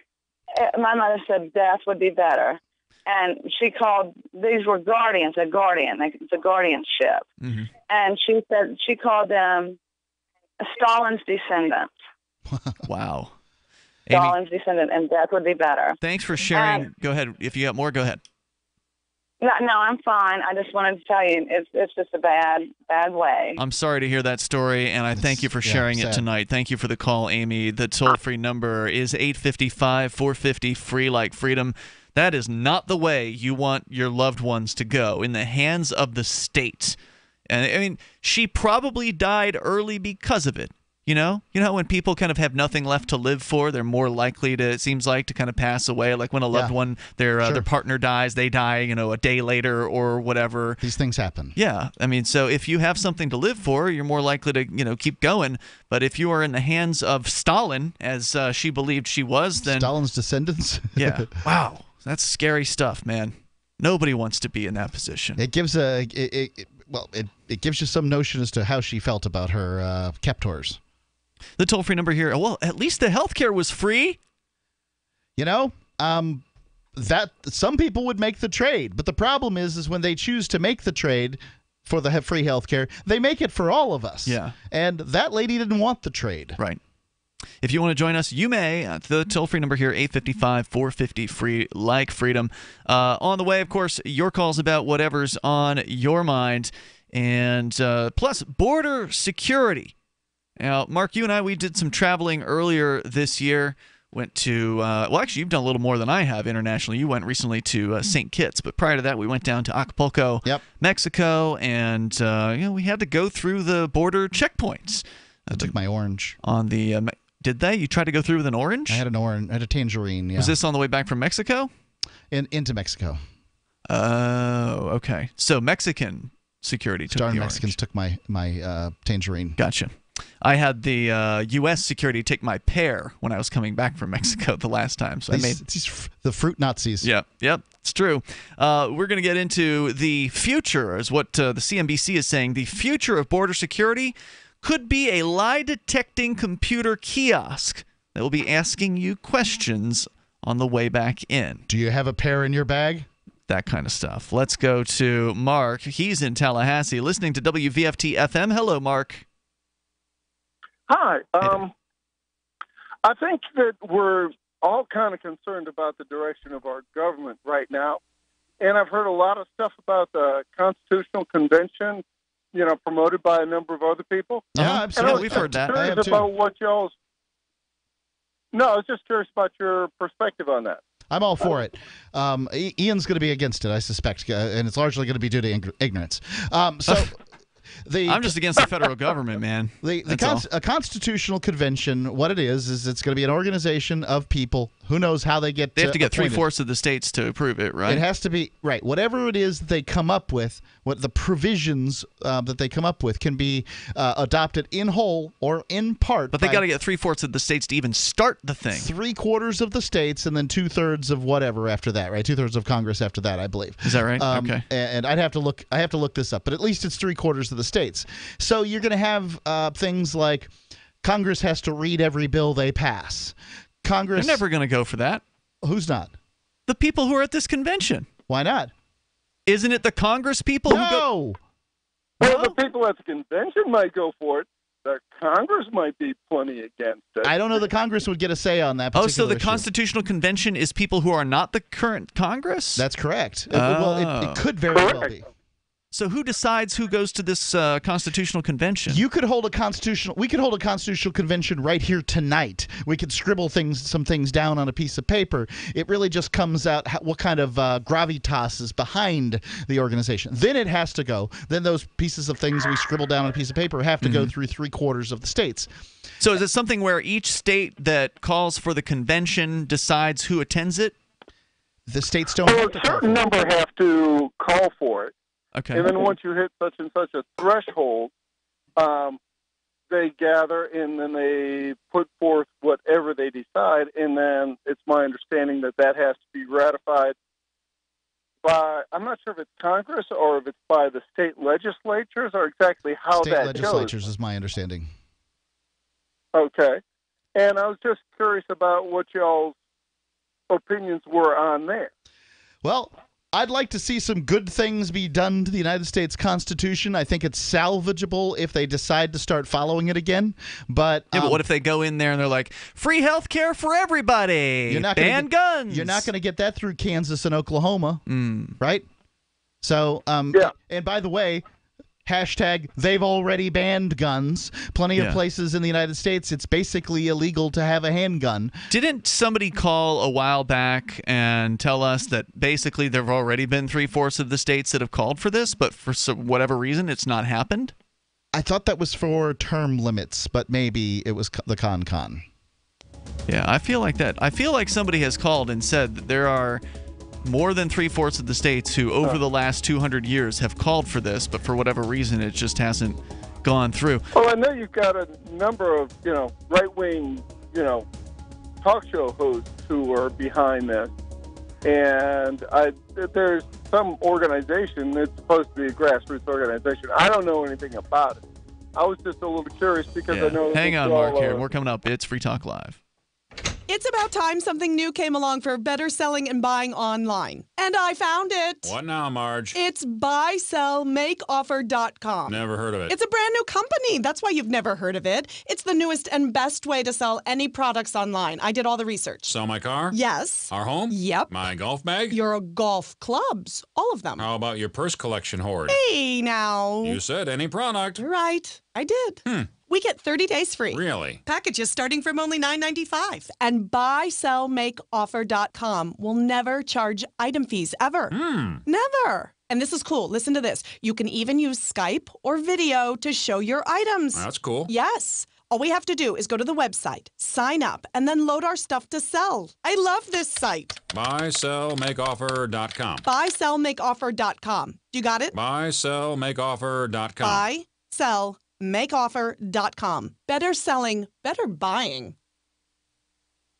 Looking for a great real estate investment? Consider New Hampshire, which is ground zero for the Liberty Movement. Your first call should be to Mark Worden from Porcupine Real Estate. He's more than just a real estate agent. He's your New Hampshire concierge. Where are the best places to live? Do you want farm, city, the burbs, or forest? Do you want a duplex or multifamily building so that renters pay your mortgage? There are homes in all price ranges in New Hampshire, and Mark can help with financing too. Invest in Liberty and property. Mark Worden can help.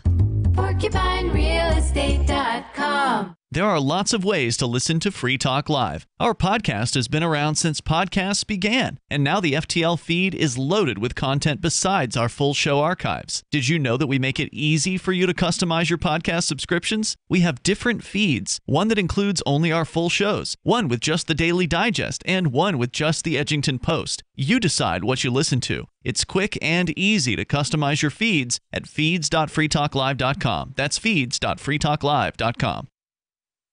You're listening to the live edition of Free Talk Live. Hour number 3 is next after the news here on the Liberty Radio Network at LRN.FM.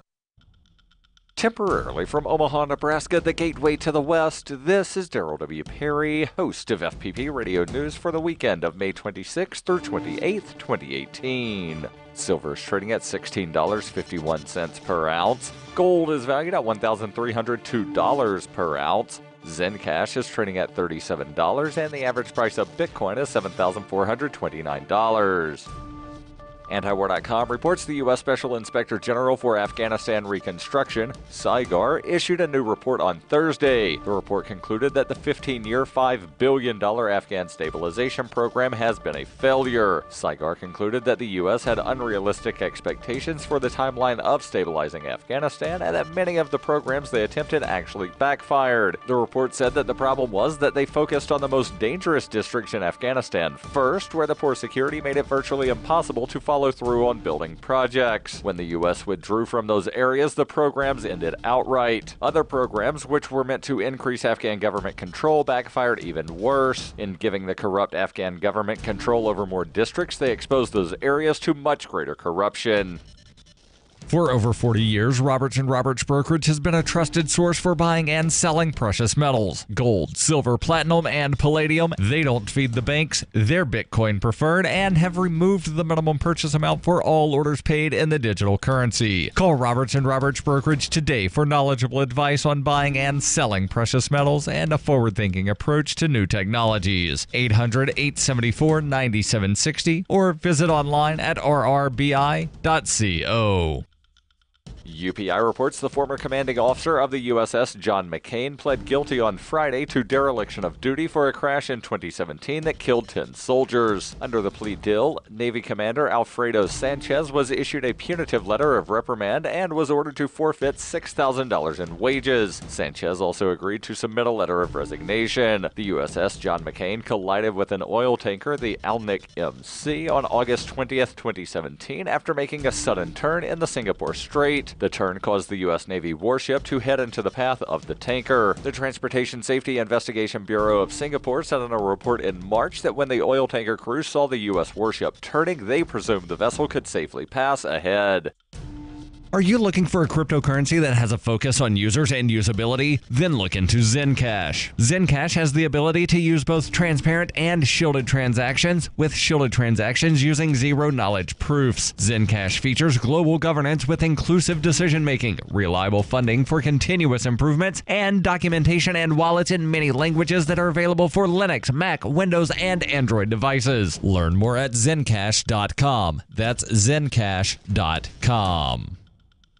Reuters reports a jury in South Carolina on Friday could not agree on a verdict in a case of a woman whose family said her long-term use of Johnson & Johnson's baby powder led to her death from asbestos-related cancer, which resulted in a mistrial. The case of Bertila Boyd Bosket, who died of a rare form of cancer in 2017 at the age of 30, is the latest in a series of trials in the United States that center around allegations that the company's talc-based powder contained asbestos. The company said in a statement, "We're disappointed that the jury did not reach a unanimous verdict for Johnson & Johnson," adding the talc in Johnson's baby powder does not contain asbestos, which is supported by more than 50 years of independent, non-litigation-driven scientific evaluations. Asbestos is a known carcinogen linked to mesothelioma, the type of cancer Boyd Bostic had been diagnosed with at the age of 29. After 2 weeks of trial, the jury in Darlington County Court of Common Pleas in South Carolina said it could not decide whether Johnson & Johnson was responsible for the disease. Under South Carolina state law, a jury has to make a unanimous decision. The case also named as a defendant the U.S. unit of talc supplier Imeris, as well as the local unit of the Rite Aid, one of the largest drugstore chains, which allegedly sold the baby powder used by the woman. Johnson & Johnson is battling some 9,000 cases cases claiming its talc products caused ovarian cancer, but litigants have recently focused on claims based on alleged asbestos contamination. A California jury on Thursday awarded $25.7 million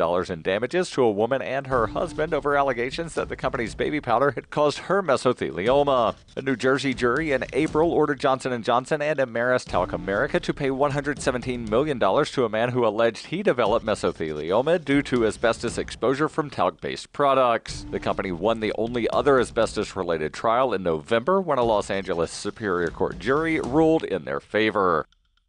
This has been FPP Radio News. Online at fppradio.com. I know I shouldn't, but these muffins are delicious. And we'll share our favorite recipes later in the hour, but first our guest says don't give in to road rage. Stay calm behind the wheel and coolly plot your road revenge. Danny Preston is a defensive driving instructor who teaches people how to control their temper behind the wheel. Welcome, Danny. Thanks for having me. Danny, there's nothing I hate more than getting cut off. That drives me nuts. I want to scream out my window. Getting into an argument with a stranger isn't going to accomplish anything but stress you out. Well, how should you respond instead? In 1996, some guy gave me the middle finger after I cut him off. I recognized him from TV. That's when I decided to become a defensive driving instructor, developing the skills I needed to eventually be invited on his show as an expert. Now, once you're there, it's just a simple matter of switching out his muffins with the ones you made yourself. How many did you eat? What? I don't know. Thank you so much for sharing your tips, Danny. Danny is not my true name. This is the Onion News Network.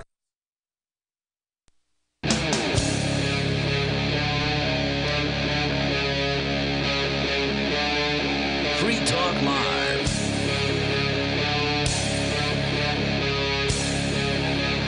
It's Free Talk Live, and it's the live Saturday edition of the show. Of course, you're free to join us here on the radio. You can take control of the airwaves and bring up whatever's on your mind with you in the studio tonight. It's Ian. And Mark. So I mentioned these computer kiosks at the end of the last hour, and we're going to get into the story here from CNBC. We're talking about border crossings, international border crossings, and what our experience was like this year. This year it was easier for me than it was the first time. I went outside of the U.S. to go to Acapulco in 2017. That was my first time actually ever using a passport to exit the United States. And then coming back in, we got held up a little bit because I had a pear in my bag, and I guess that's a no-no. You're not supposed to bring produce across the border because of some kind of, I don't know, whatever little bugs or whatever. I gotta say, I think it's a good rule. It just often is annoying, right? Yeah. So here in New Hampshire, we have I can't remember, the Japanese boring beetle or something like that. Yeah, you can't bring wood across state lines. Right, it can't travel across state lines. Of course, it's interesting that would, like, you think about Texas, for instance, not a homogeneous ecosystem by any stretch of the imagination. No. And also, Vermont's pretty much the same as New Hampshire, so what's the difference? Right. But, you know, and I live on the border. I can see Vermont, you know. I can't bring a pile of wood from Brattleboro into, Chesterfield or whatever. Right. That's from Vermont into New Hampshire. It was ridiculous. So to some extent, it's just it's arbitrary. Yeah, it's arbitrary. It's a protection racket for the loggers in, a particular state. But, so, it was a little easier for me this time around, even though I always prepare myself by wiping my phone, just because it's not like they can't go through my emails. It's not like they haven't gone through my emails. In fact, I know they have. I know the FBI has investigated me on more than one occasion for more than one thing. So I'm pretty sure they've read through my Gmail account. But I just don't want, I'd rather jump through the hoops of protecting myself as much as possible when going across the border, and that means logging out of Skype. It means logging out of Gmail. It means sanitizing the your laptop, browsing history, things like that. Just making it as clean as possible, as simple as possible. So if they do decide they want to go through your stuff, which they can do, then they won't really find anything. At the border, they can pretty much do whatever they want. Right. Body cavity search. Go through your computer, hold your computer, whatever they want to do. Right. Well, if you don't let them search the computer, they're definitely going to hold the computer, as I understand it. That's the reason why I jumped through the hoops of cleaning it up. And, you're sitting around in airports, you got nothing else to do. You might as well, sanitize. I think that they pretty much have to let you through the border if you're an American citizen, if they claim you as an American citizen. But that doesn't mean they have to let the things that you brought with you through. Yeah. So, I do that just out of practice to be prepared for those border crossings. But according to the story here at CNBC, the experience will become even less humane very, very soon, perhaps. Here it is from Jeff Daniels, published, I think about a week ago, maybe about 10 days ago. International travelers could find themselves in the near future talking to a lie-detecting kiosk when they are going through customs at an airport or border crossing. The same technology could be used to provide initial screening of refugees and asylum seekers at busy border crossings. The U.S. Department of Homeland Security funded research of the virtual border agent technology, known as the Automated Virtual Agent for Truth Assessments in Real Time, or AVATAR. The first thing that I think of when I hear this lie detector is how many people I've heard of that have beat lie detector tests. Sure. I actually saw a lie detector test administered on TV when I was a kid. Like in a fictional show or in real? Like they sort of did a scientific test, and the lie detector guy couldn't determine the truth from fiction. Yeah. Well, they're not admissible as court evidence for a reason. For good reason. Right. But this isn't court, and so therefore they can use them. About 6 years ago, they came across this technology. They funded the research for it and allowed it to be tested at the U.S.-Mexican border on travelers who volunteered to participate. Since then, Canada and the European Union tested the robot-like kiosk that uses a virtual agent to ask travelers a series of questions. Now, Mark, where did you cross back in? Where was when you got out of Mexico and you flew back into the United States? What international airport hub did you go through? Mexico City. No. When you got back into the United States. I think it was Miami. It might have been Tampa. Do you remember what the experience was like as far as, like, did you go to a kiosk? Yes. Because I was going to say, in Houston, I've now done Houston and New York. I think it was JFK. And they both had these kiosks where you had to go, and it would take your picture, and it would, like, print out a little slip for you. Right. And then you had to hand that slip to a human being, and they would presumably ask you whatever questions they were going to ask you. I did find that at JFK, the process was much more streamlined than it was in Houston. It was like a completely different experience for me. In Houston, it was a really long line and just ridiculous. In JFK, like, they had everybody just moving along. Now, it was a different time of day, so that may have had to do with it. It was earlier in the morning. But it was, a completely different sort of setup is what they had. They only had like one agent that was taking slips from people, but all he asked me was, how long were you gone? And that was it. And I was right back into to the United States at that point. So now they're talking about taking away the human perhaps entirely and putting this, maybe taking the already existing kiosk that they have and putting some sort of artificial intelligence in there, a lie detector-based system. Last month, a caravan of migrants from Central America made it to the U.S.-Mexican border, where they sought asylum but were delayed several days because of the port of entry near San Diego had reached full capacity. It's possible that a system such as AVATAR could provide initial screening of asylum seekers and others to help U.S. agents at these busy border crossings. Quote, the technology has much broader applications potentially, unquote, despite most of the funding from the original work coming primarily from the Defense or Homeland Security departments a decade ago, according to Aaron Elkins, one of the developers of the system and an assistant professor at the San Diego State University of its Artificial Intelligence Lab. He added that AVATAR is not a commercial product yet, but could be used in human resources for screening. The U.S.-Mexican border trials with the advanced kiosk took place in Nogales, Arizona, and focused on low-risk travelers. The research team behind the system issued a report after the 2011-12 trials that stated the AVATAR technology had potential for uses for processing applications for citizenship, asylum, and refugee status, and to reduce backlogs. President Trump's fiscal 2019 budget request for Homeland Security. I would hope that they wouldn't put something as important as refugee status in the hands of one of these things. A machine? Right away. I mean, come on. That sounds nuts. Includes $223 million for high-priority infrastructure, border security technology improvements, as well as another $210 million for hiring new border agents. And last year, federal workers interviewed or screened more than 46,000 refugee applicants and processed nearly 80,000 credible fear cases. What do you think that is? I don't have any idea. A credible fear case. Does that mean you're afraid of the person who's trying to come in? Yeah, like some kind of, you're trying to be a refugee, basically. The avatar combines artificial intelligence with various sensors and biometrics that seeks to flag individuals who are untruthful or potential risk based on eye movements or changes in voice, posture, and facial gestures.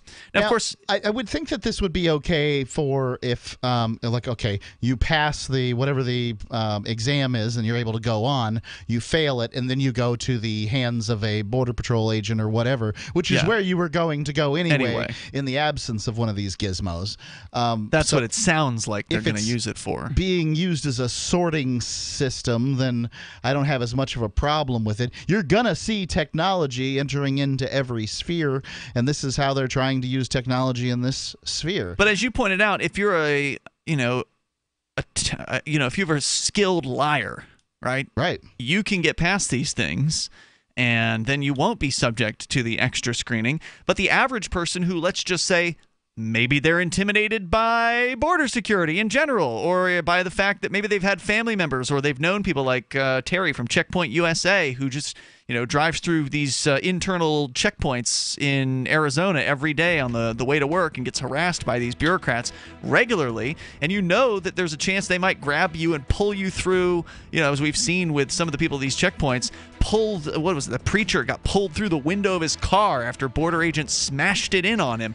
Maybe you might be a little nervous going through these border checkpoints, in which case you're going to flag probably as nervous every single time and get the extra special inspections. There's more coming up here at 8:55, 450 free. You can join us on Free Talk Live. What's more profitable, running your business or doing bookkeeping? Doing your business, of course, but you want to keep your books so that you can maximize your tax savings, right? What if I told you that there's a person that's a bookkeeper, accountant, and law school graduate that's also a hardcore libertarian? My name is Melanie Johnson, and I hate the state. I will aggressively help you to minimize your tax exposure and maximize profits, all while staying within the law. Melanie's your best choice for your taxes and bookkeeping needs. Go to tax.freetalklive.com and check out our website, tax.freetalklive.com.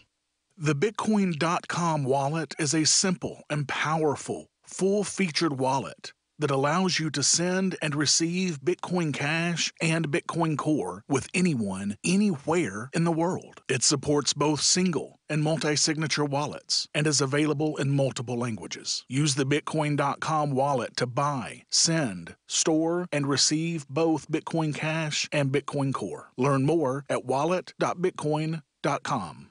From the second letter of Captain Mark. Any pirate knows that commerce is communication. Markets condense oceans of information into a single price. Innovations in communication are circumventing the scrutiny of the Crown. This signals a change in the coin of the realm. The Crown uses digital currency to surveil, censor, seize, and destroy wealth at will, so pirate currency must protect us from this weaponized money. We need to move funds further, faster, cheaper, and without third-party observation, basing decisions on an accelerating flow of information. So pirates require nearly instantaneous transactions with no arbitrary limits on volume or artificial influences on fees. Most importantly, a pirate currency must preclude centralization.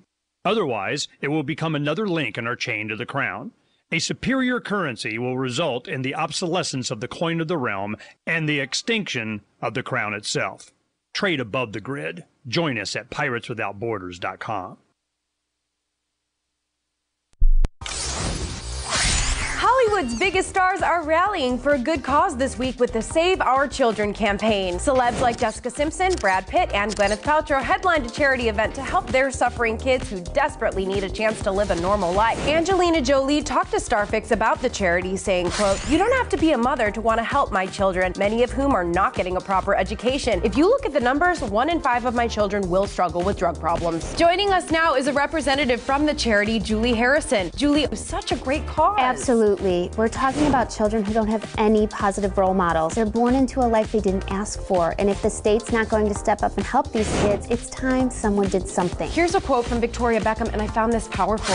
"It breaks my heart to think about these kids living somewhere in my house with no hope for a happy future. Who knows if they even have food to eat?" Julie, according to your group's website, a staggering number of STARS children are being exploited growing up without parents. Right. This is the Onion News Network. LRN.FM now has a Discord. Discord is a free text and voice chat platform, and we now have our own server with a bunch of channels at discord.lrn.fm. You can join other listeners as they chat about various things during our live shows, or anytime, day or night. Discord software is available cross-platform, so you can have it on whatever device you want and take your chats anywhere. Join our Discord at discord.lrn.fm. That's discord.lrn.fm. Are you tired of governments murdering people around the world? Stop using their money. There is an alternative. Bitcoin is a stateless, free market, non-political currency. Bitcoin cannot be inflated or controlled by any government. By using their money, you're helping the state. Stop doing it. You have an incredible alternative available now. Learn it, use it, spread it. Get started with Bitcoin at bitcoin.com. That's bitcoin.com. You can sign up to receive the latest about the Liberty Radio Network via our email updates at updates.lrn.fm. That's updates.lrn.fm.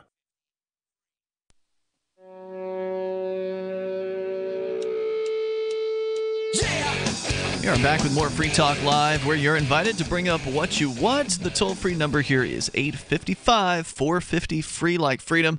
That's 855-450-3733. With you in the studio tonight is Ian. And Mark. Don't forget, we've got Skype and also Discord, two different more digital ways for you to connect with the show and sound almost like you're sitting here in the studio with us. The Skype username is LRN.FM. The Discord on-air call-in line is available to you. It's the top chat room on our Discord server, which is full of different chat rooms. You can talk with other Free Talk Live listeners over at discord.lrn.fm. Plus, I want you to know about Zencash. If you are interested in cryptocurrency like Bitcoin, well, you've probably figured out that there are other alternatives, competitors to Bitcoin. Bitcoin was first, but is it the best? Well, it's like saying, is the Model T the best car out there? Now, to be fair, in this case, Bitcoin is still on top of the heap, and it may be for quite a while. To be fair, a Model T probably can't climb a hill. Yeah. But with Zencash, you do need to know that it is one of the more, I would say, outstanding alternatives to Bitcoin, one worth looking closely at, especially if you're somebody who cares about the ideas of voluntary interaction. If you're a voluntarist or libertarian, you really ought to go and read the white paper over at zencash.com, because they built the ideas of freedom right into this cryptocurrency from the ground floor. And also, they've got some of the best technology out there, including zero-knowledge anonymity. They're working on decentralized autonomous organizations to govern the currency. And already, they've got more secure nodes in their system than Bitcoin has full nodes. So it's even more secure. One of the most secure cryptocurrencies on the planet right now. And it's brand new. It started in 2017. So in the scale of cryptos, it's one of the new kids on the block. Go and learn more about it over at zencash.com. That's zencash.com. We're talking about the border, and specifically border security and the technology that is coming into play here. I am not, just to be clear here, I'm not excited about this. I'm not excited about any border security whatsoever. I think that borders are an imaginary concept that the state enforces, and we all have to deal with it whether we like it or not if we want to go across those imaginary lines in the sand. And do we want that? If you are going to have them, I think that they should have larger and larger sort of federal regions in which travel is allowed. So for instance, in Europe, basically you can travel from one side to the other without getting too much harassment because you can travel there. However, the United States, Canada, imagine being in these Caribbean islands. So you're born on one of these Caribbean islands. You want to go to another one. The plane ride's $600, and then all the bureaucracy and visas and all this other stuff that goes into it. It's from crazy. One island to the next. Yeah.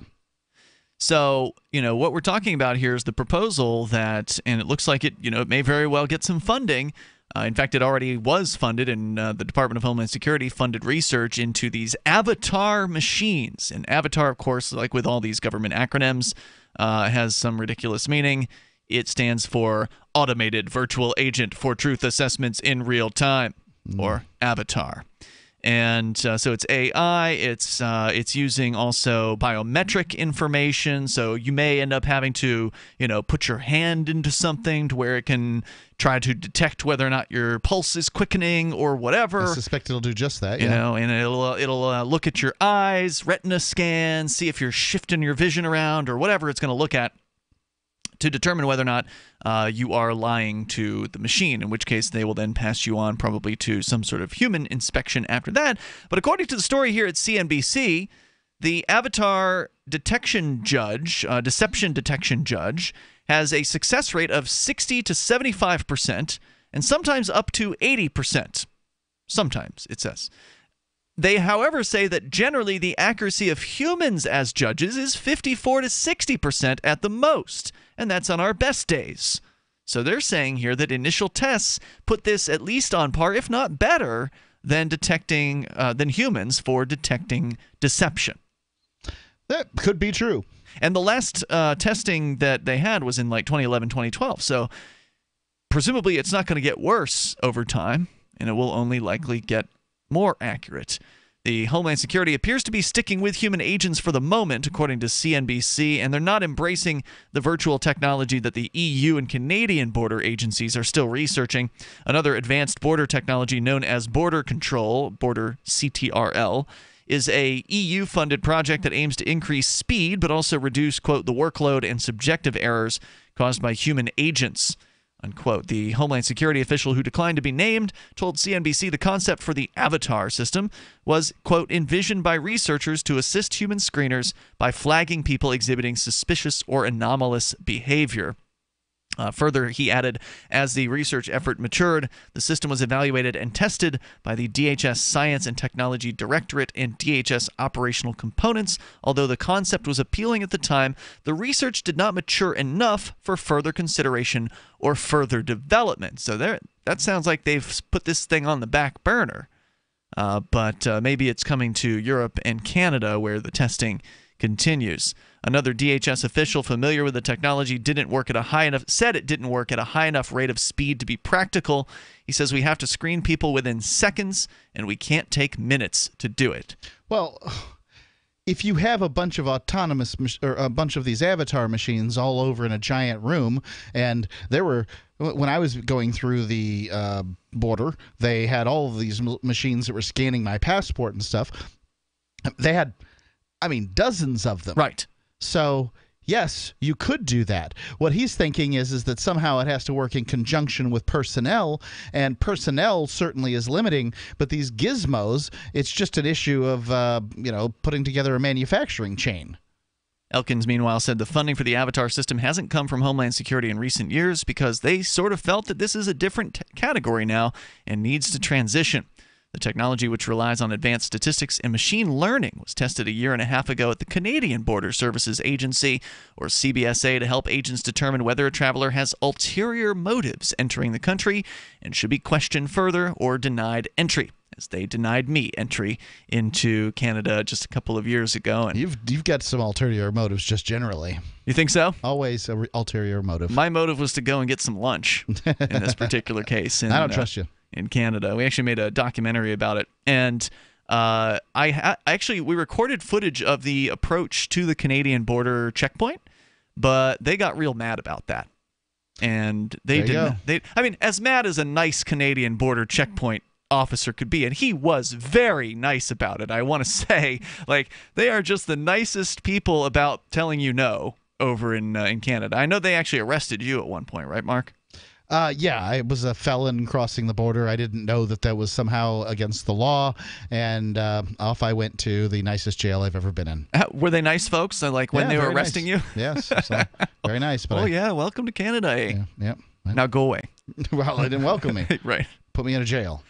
So anyway, that goes on here to talk about how once the system detects deception, it will alert human agents to do follow-up interviews. It doesn't use a standard polygraph instrument, however. Instead, people face the kiosk screen and talk to a virtual agent or kiosk fitted with various sensors and biometrics that seeks to flag individuals who are untruthful or signal a potential risk based on eye movements, changes in voice, posture, and facial gestures. So, is this coming soon to a border checkpoint near you? Sounds like a good idea to me. You think so? Yeah. It's just going to help make things go faster. Well, they're saying it was slowing it down. They don't know what they're talking about. They work for the government. Well, also, they don't want to get fired. Well, the unions are going to stand in the way of something like this, I would imagine. There's more coming up in moments here. This is Free Talk Live. Want revenge on the common housefly? Well, after 10,000 years, someone has finally come up with a better way. The Bug Assault, a miniaturized shotgun, which utilizes ordinary table salt as ammunition. Non-toxic and no batteries required. So much fun, you'll forget you have a wife and kids. $39.95 and free economy shipping. Use discount code GCN and get an extra 10% off your purchase at bugassault.com. Fire your fly swatter. Get your Bug Assault today. This is Fred. Hi, I'm Fred. Fred's a repeater. I tend to repeat. Fred has a business. I do have a business. And a problem. Fred repeats the same tired advertising over and over, and now it doesn't work. Over and over. But Fred is about to see a vision. I'm seeing a vision. Advertising on the Genesis Communications Network is the smart way for Fred to reach his potential customers with the most affordable national advertising rates, period. Get started today with GCN, the Genesis Communications Network. Just email advertise@gcnlive.com. Since time began, tyrants have taken aim at personal liberties. Now there's a movie that aims back. The government has no more right to tell us what to put in our bodies than they have to take our guns or tell us what books we can read. 6 drug police were eaten by bears while raiding a marijuana farm. On your knees, you dirty hippies! Jesus. On your knees! What's the problem, officer? Today, many cops who enforce pot laws do so only because it provides them with cushy jobs, good benefits, and a chance to push people around. I was an undercover narcotics officer. The drug war is nothing but a farce. The Second Amendment says you gotta keep you and your gat intact. Guns and Weed, The Road to Freedom. A film by Michael W. Dean and Nima Vadadi. DVD available now at gunsandweed.com or on Amazon. That's gunsandweed.com. Makes the perfect gift. Remember, that's gunsandweed.com.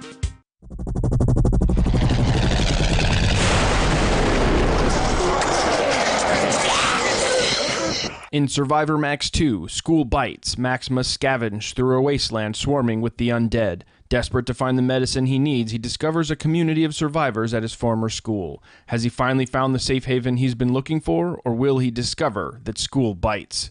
Look for Survivor Max on Facebook, read reviews on Amazon, and read Chapter 1 at survivormax.com. The 3 most important things you can do for Free Talk Live are: 1. Share 1 episode a week on Facebook or in some other social networking site. 2. Buy the things you buy online through shop.freetalklive.com. 3. Give $5 a month to the AMP program. It's my firm belief that Free Talk Live's AMP program is the best use of your charitable dollar among liberty-oriented organizations. Support all the organizations you love, but make sure you give $5 a month to AMP at amp.freetalklive.com. Uncovering the secrets and exposing the lies. That's what the readers of freedomsphoenix.com get every day. freedomsphoenix.com, constantly providing the information, the real news about government policies, and the real relationship we all have with the coercive government, the real condition of the economy, innovations in technology, breakthroughs in energy, health, and computer science. Learn the truth well before it's admitted to in the lamestream media. The corporate media, nothing more than distributors of government propaganda, but now there's an alternative. freedomsphoenix.com. Constant news updates on the issues that affect your life in the most important ways. With liberty and property under constant attack, freedomsphoenix.com provides the understanding behind the propaganda, and it encourages the participation of its readers. Go to freedomsphoenix.com. That's freedoms with an S, phoenix.com. freedomsphoenix.com. The revolution between the ears has already happened. What's up next? Visit the Liberty Radio Network program guide to find out at shows.lrn.fm. That's shows.lrn.fm.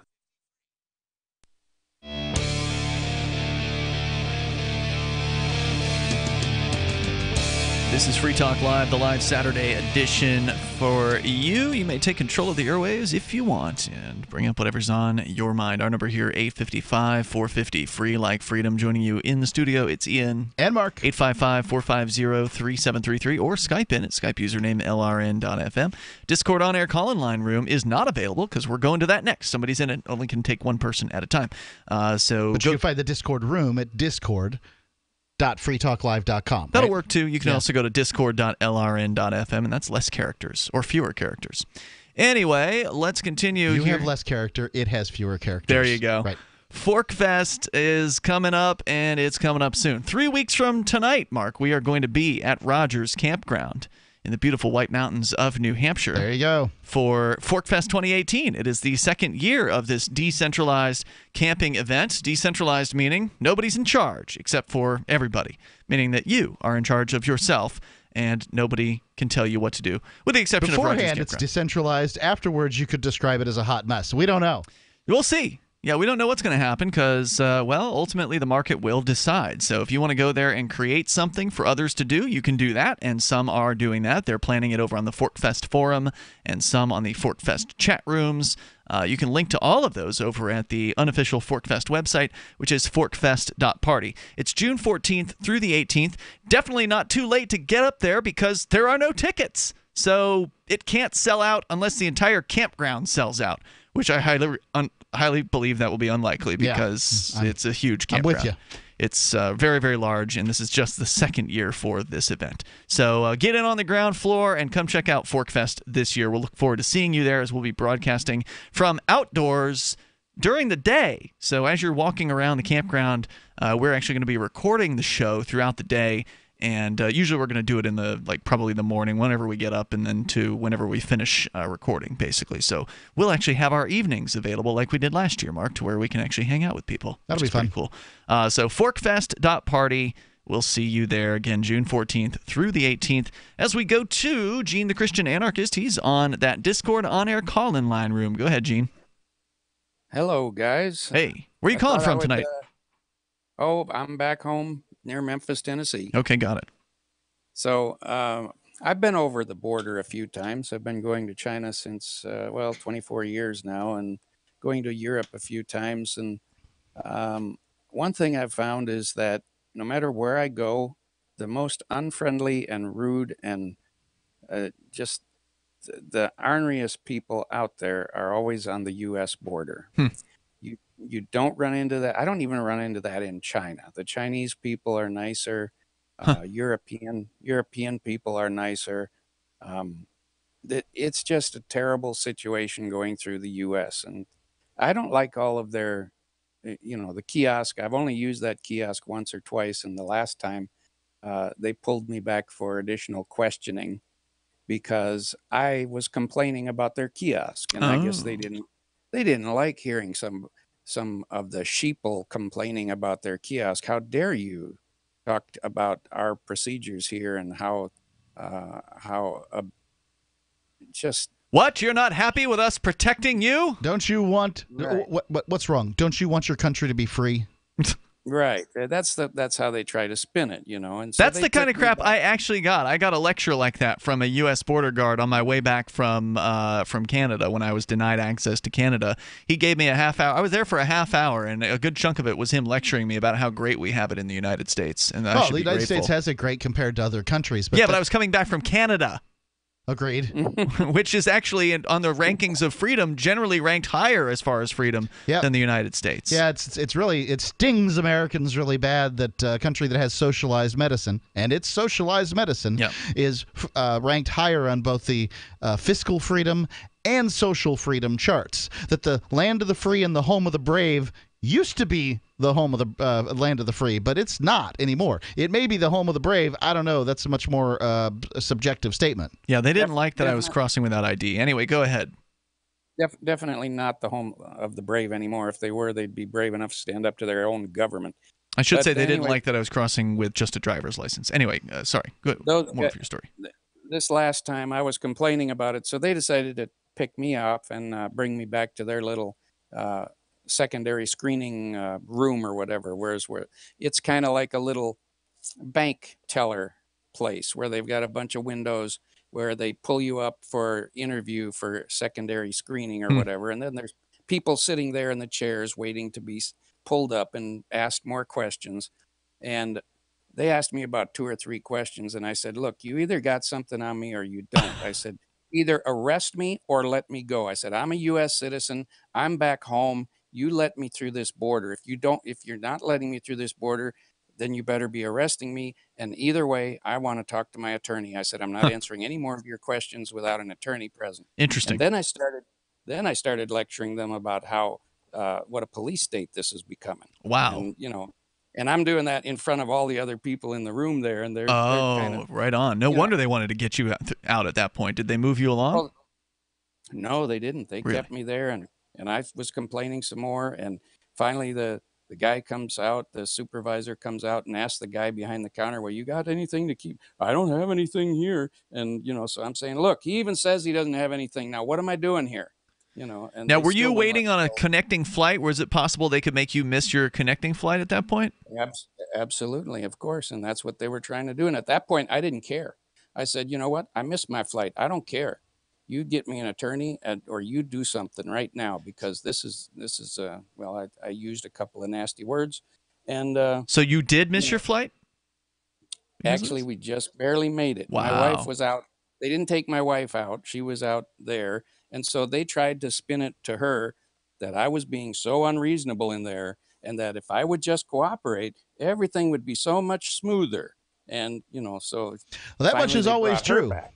It is Yeah, always so they smoother. brought her back, and they tried to play good cop, bad cop with her and me, you know. Yeah. Really? And yeah. If you And, just get on the train, then all these I people don't that are wanna be waiting on to go there. to the gas chambers would be able to get there more quickly. I mean, it's always that way.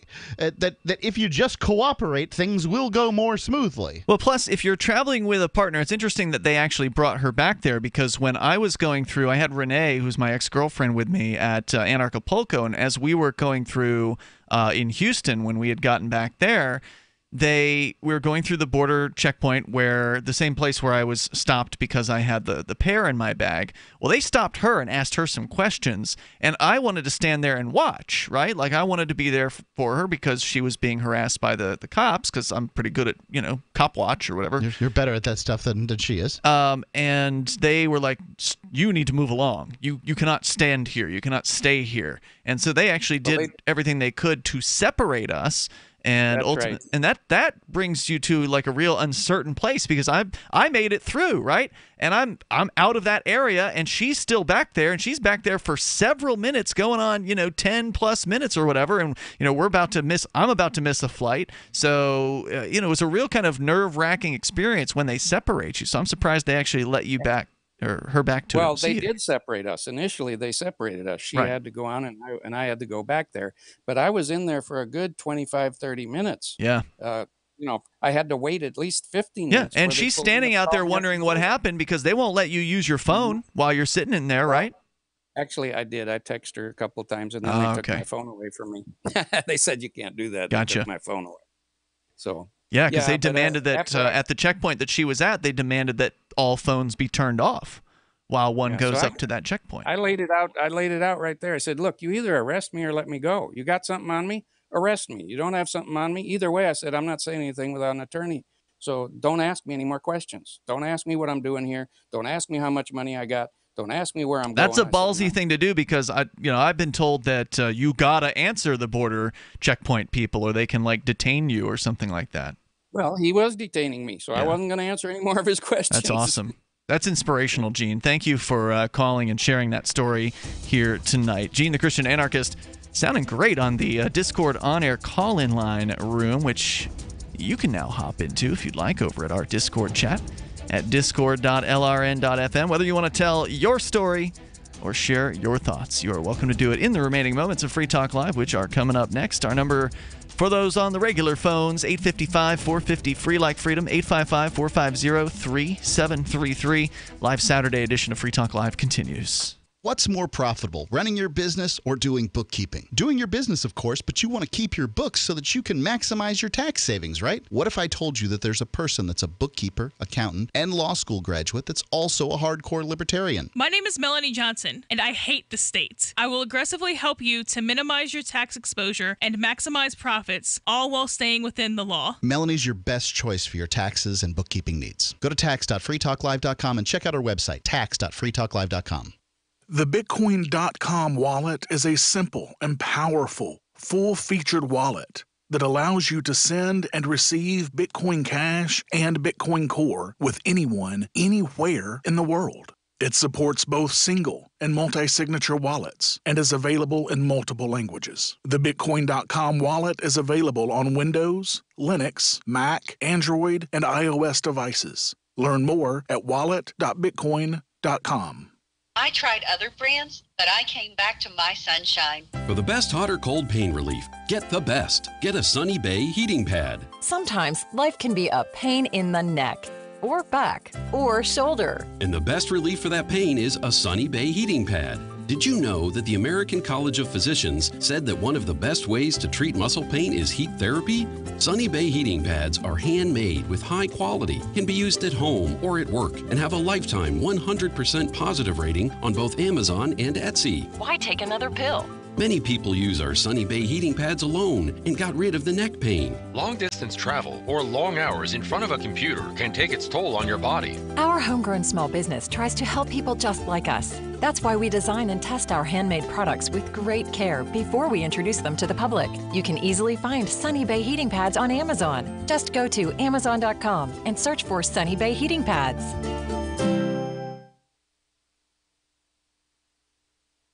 Why did you move to the Shire? I moved here to the Shire because there's other people around who take liberty just as seriously as I do.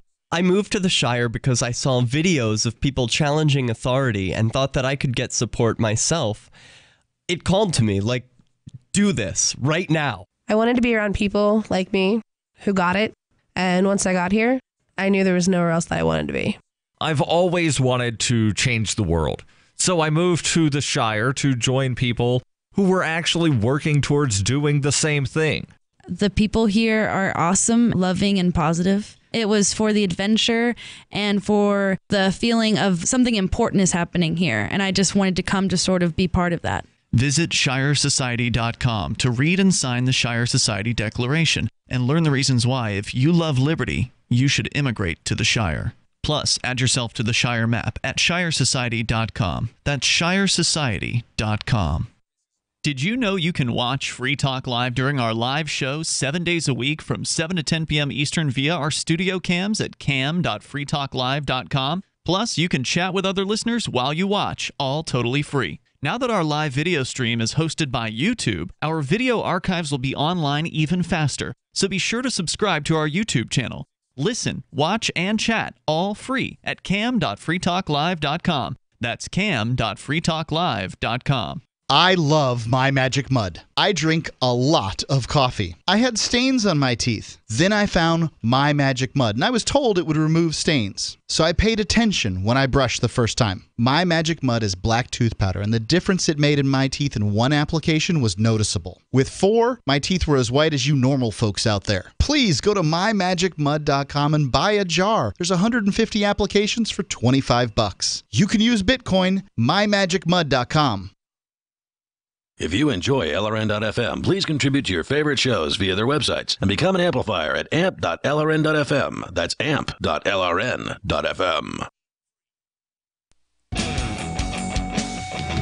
This is Free Talk Live. Moments remain. There's enough time for you, though. If you get on the line right now, our number 855-450 free like freedom. And joining you in the studio tonight, it's Ian. Ed Mark.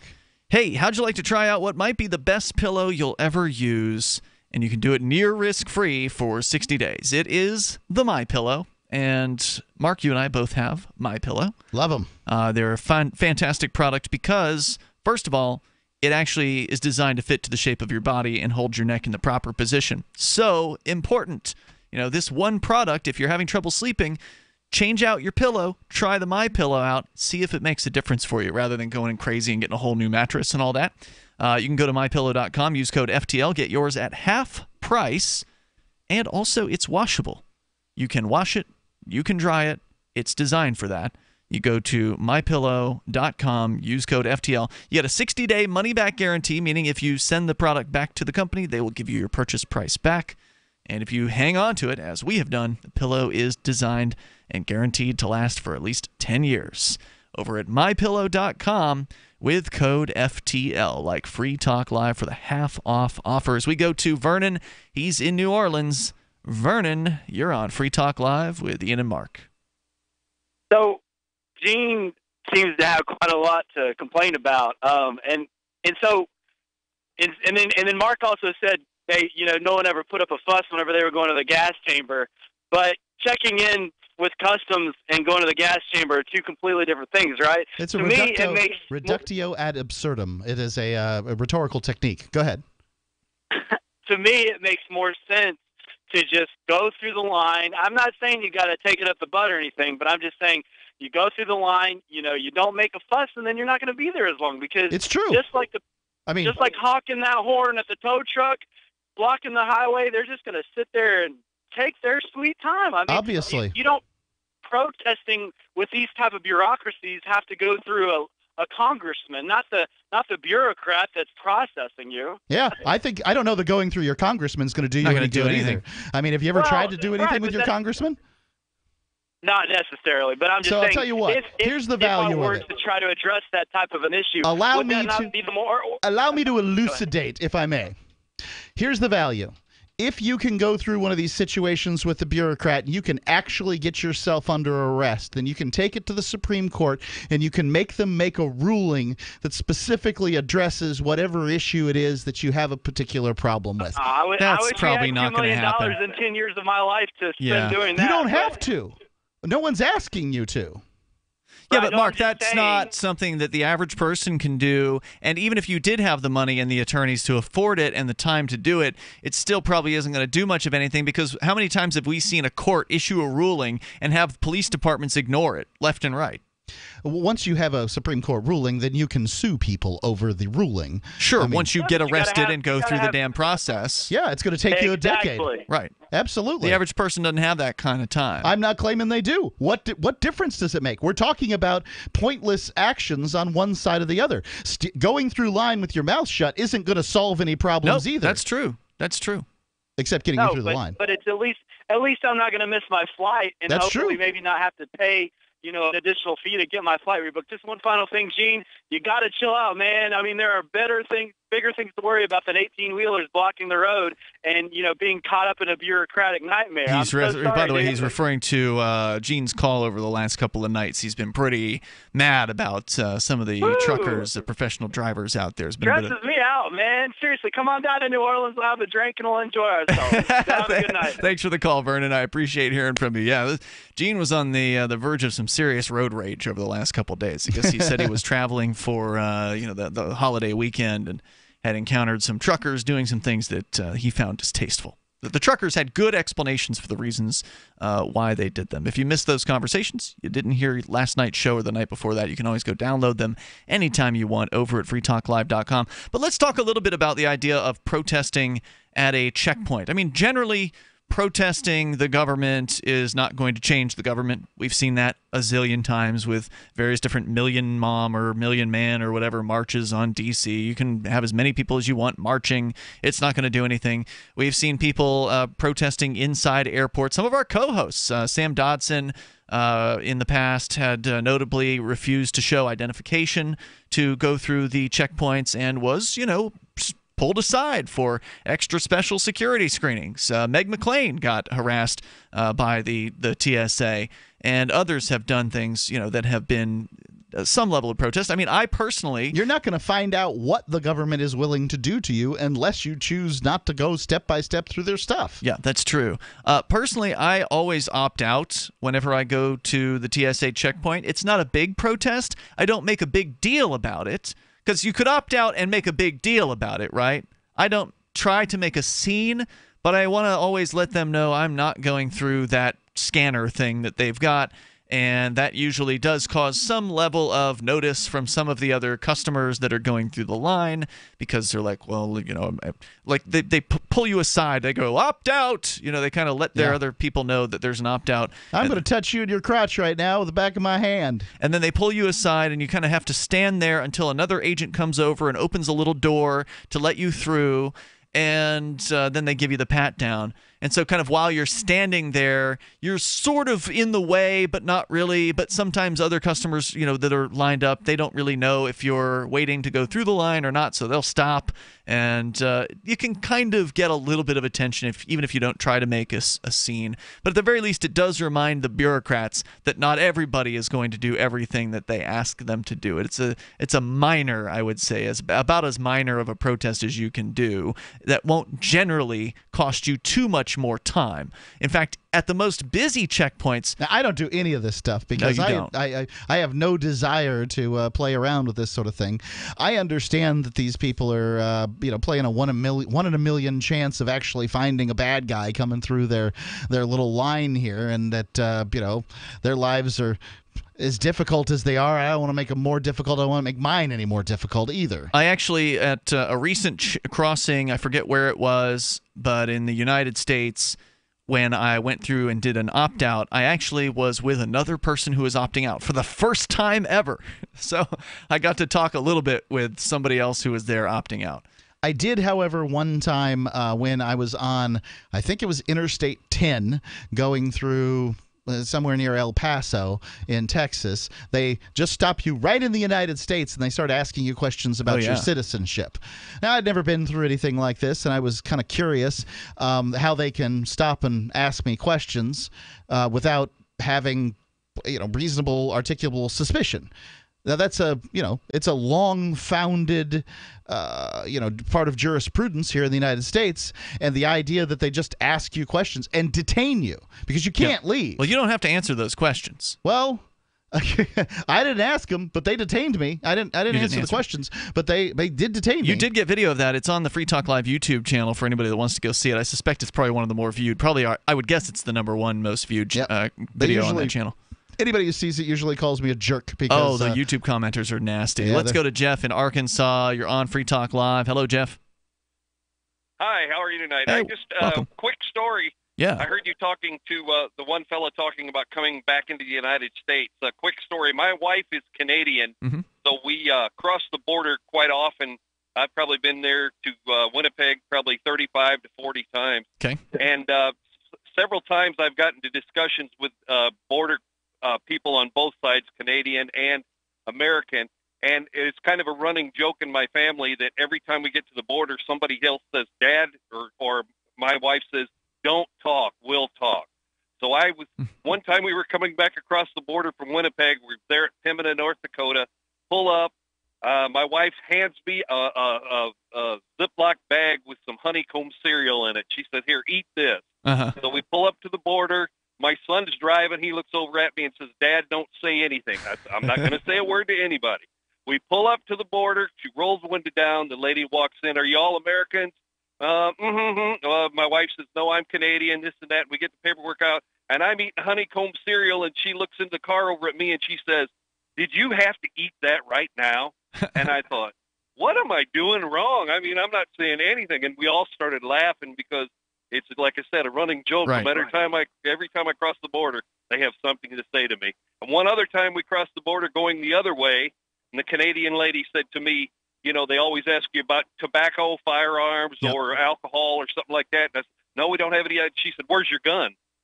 And I said, huh? Where's my gun? I don't have a gun. So I know what he was talking about when you get these questions when you cross the border. That's just a couple of stories. Yeah, I like that. I like that story. I would have offered her some of the honeycomb. Want some? Hey, thanks for sharing the story tonight, Jeff. I appreciate hearing from you. Calling from Arkansas there. Where's your gun? You ask her back, where's your murdered Iraqi family? Damn. All right, we're out of time for tonight. We'll see you tomorrow. Between now and then, you can join us online. Head on over to freetalklive.com. Don't forget, you can also get interactive on our forum over at forum.freetalklive.com. And, of course, the Discord's open all the time as well at discord.lrn.fm. We'll see you tomorrow. So the protection of life, liberty, and property is what the Free State Project is all about. But it's an effort to move 20,000 people who understand. It's about demonstrating to the entire country that, we can have a free market, a truly free market. Making it just a freer, great place to live. It's the world's largest voluntarist libertarian community, and it's only getting bigger. That's amazing, to be able to move to a place where other people passionately believe in being free and independent. What the Free State Project is managing to do, though, is to put their money where their mouth is. It's physically getting up across the country and saying, let's go someplace and let's demonstrate the power of these ideas. There's a lot of kind of philosophy that surrounds liberty. There's a lot of thinking about it and talking about it. But here in New Hampshire, people are doing it. 101 Reasons Liberty Lives in New Hampshire, a documentary by Free State Project Early Movers. Watch it free at 101reasonsfilm.com. 101reasonsfilm.com. Ross Ulbricht was convicted in early 2015 of running the infamous Silk Road Underground Market. The Silk Road was a gift to humanity and helped reduce the harms brought on by drug prohibition. For this good deed, Ross has been sentenced to life in prison with no possibility of parole. Now, an appeal is Ross's only chance, and he needs your support. Please visit freeross.org, where you can contribute via various methods, including Bitcoin. Visit freeross.org. That's freeross.org. Did you know we've taken our LRN.FM telephone listen line to a new level with the LRN.FM audio on demand line? Now you can call 712-770-8447 anytime and listen to LRN.FM's live feed. And you can listen to a bunch of our original shows on demand. Long distance fees may apply. Just dial 712-770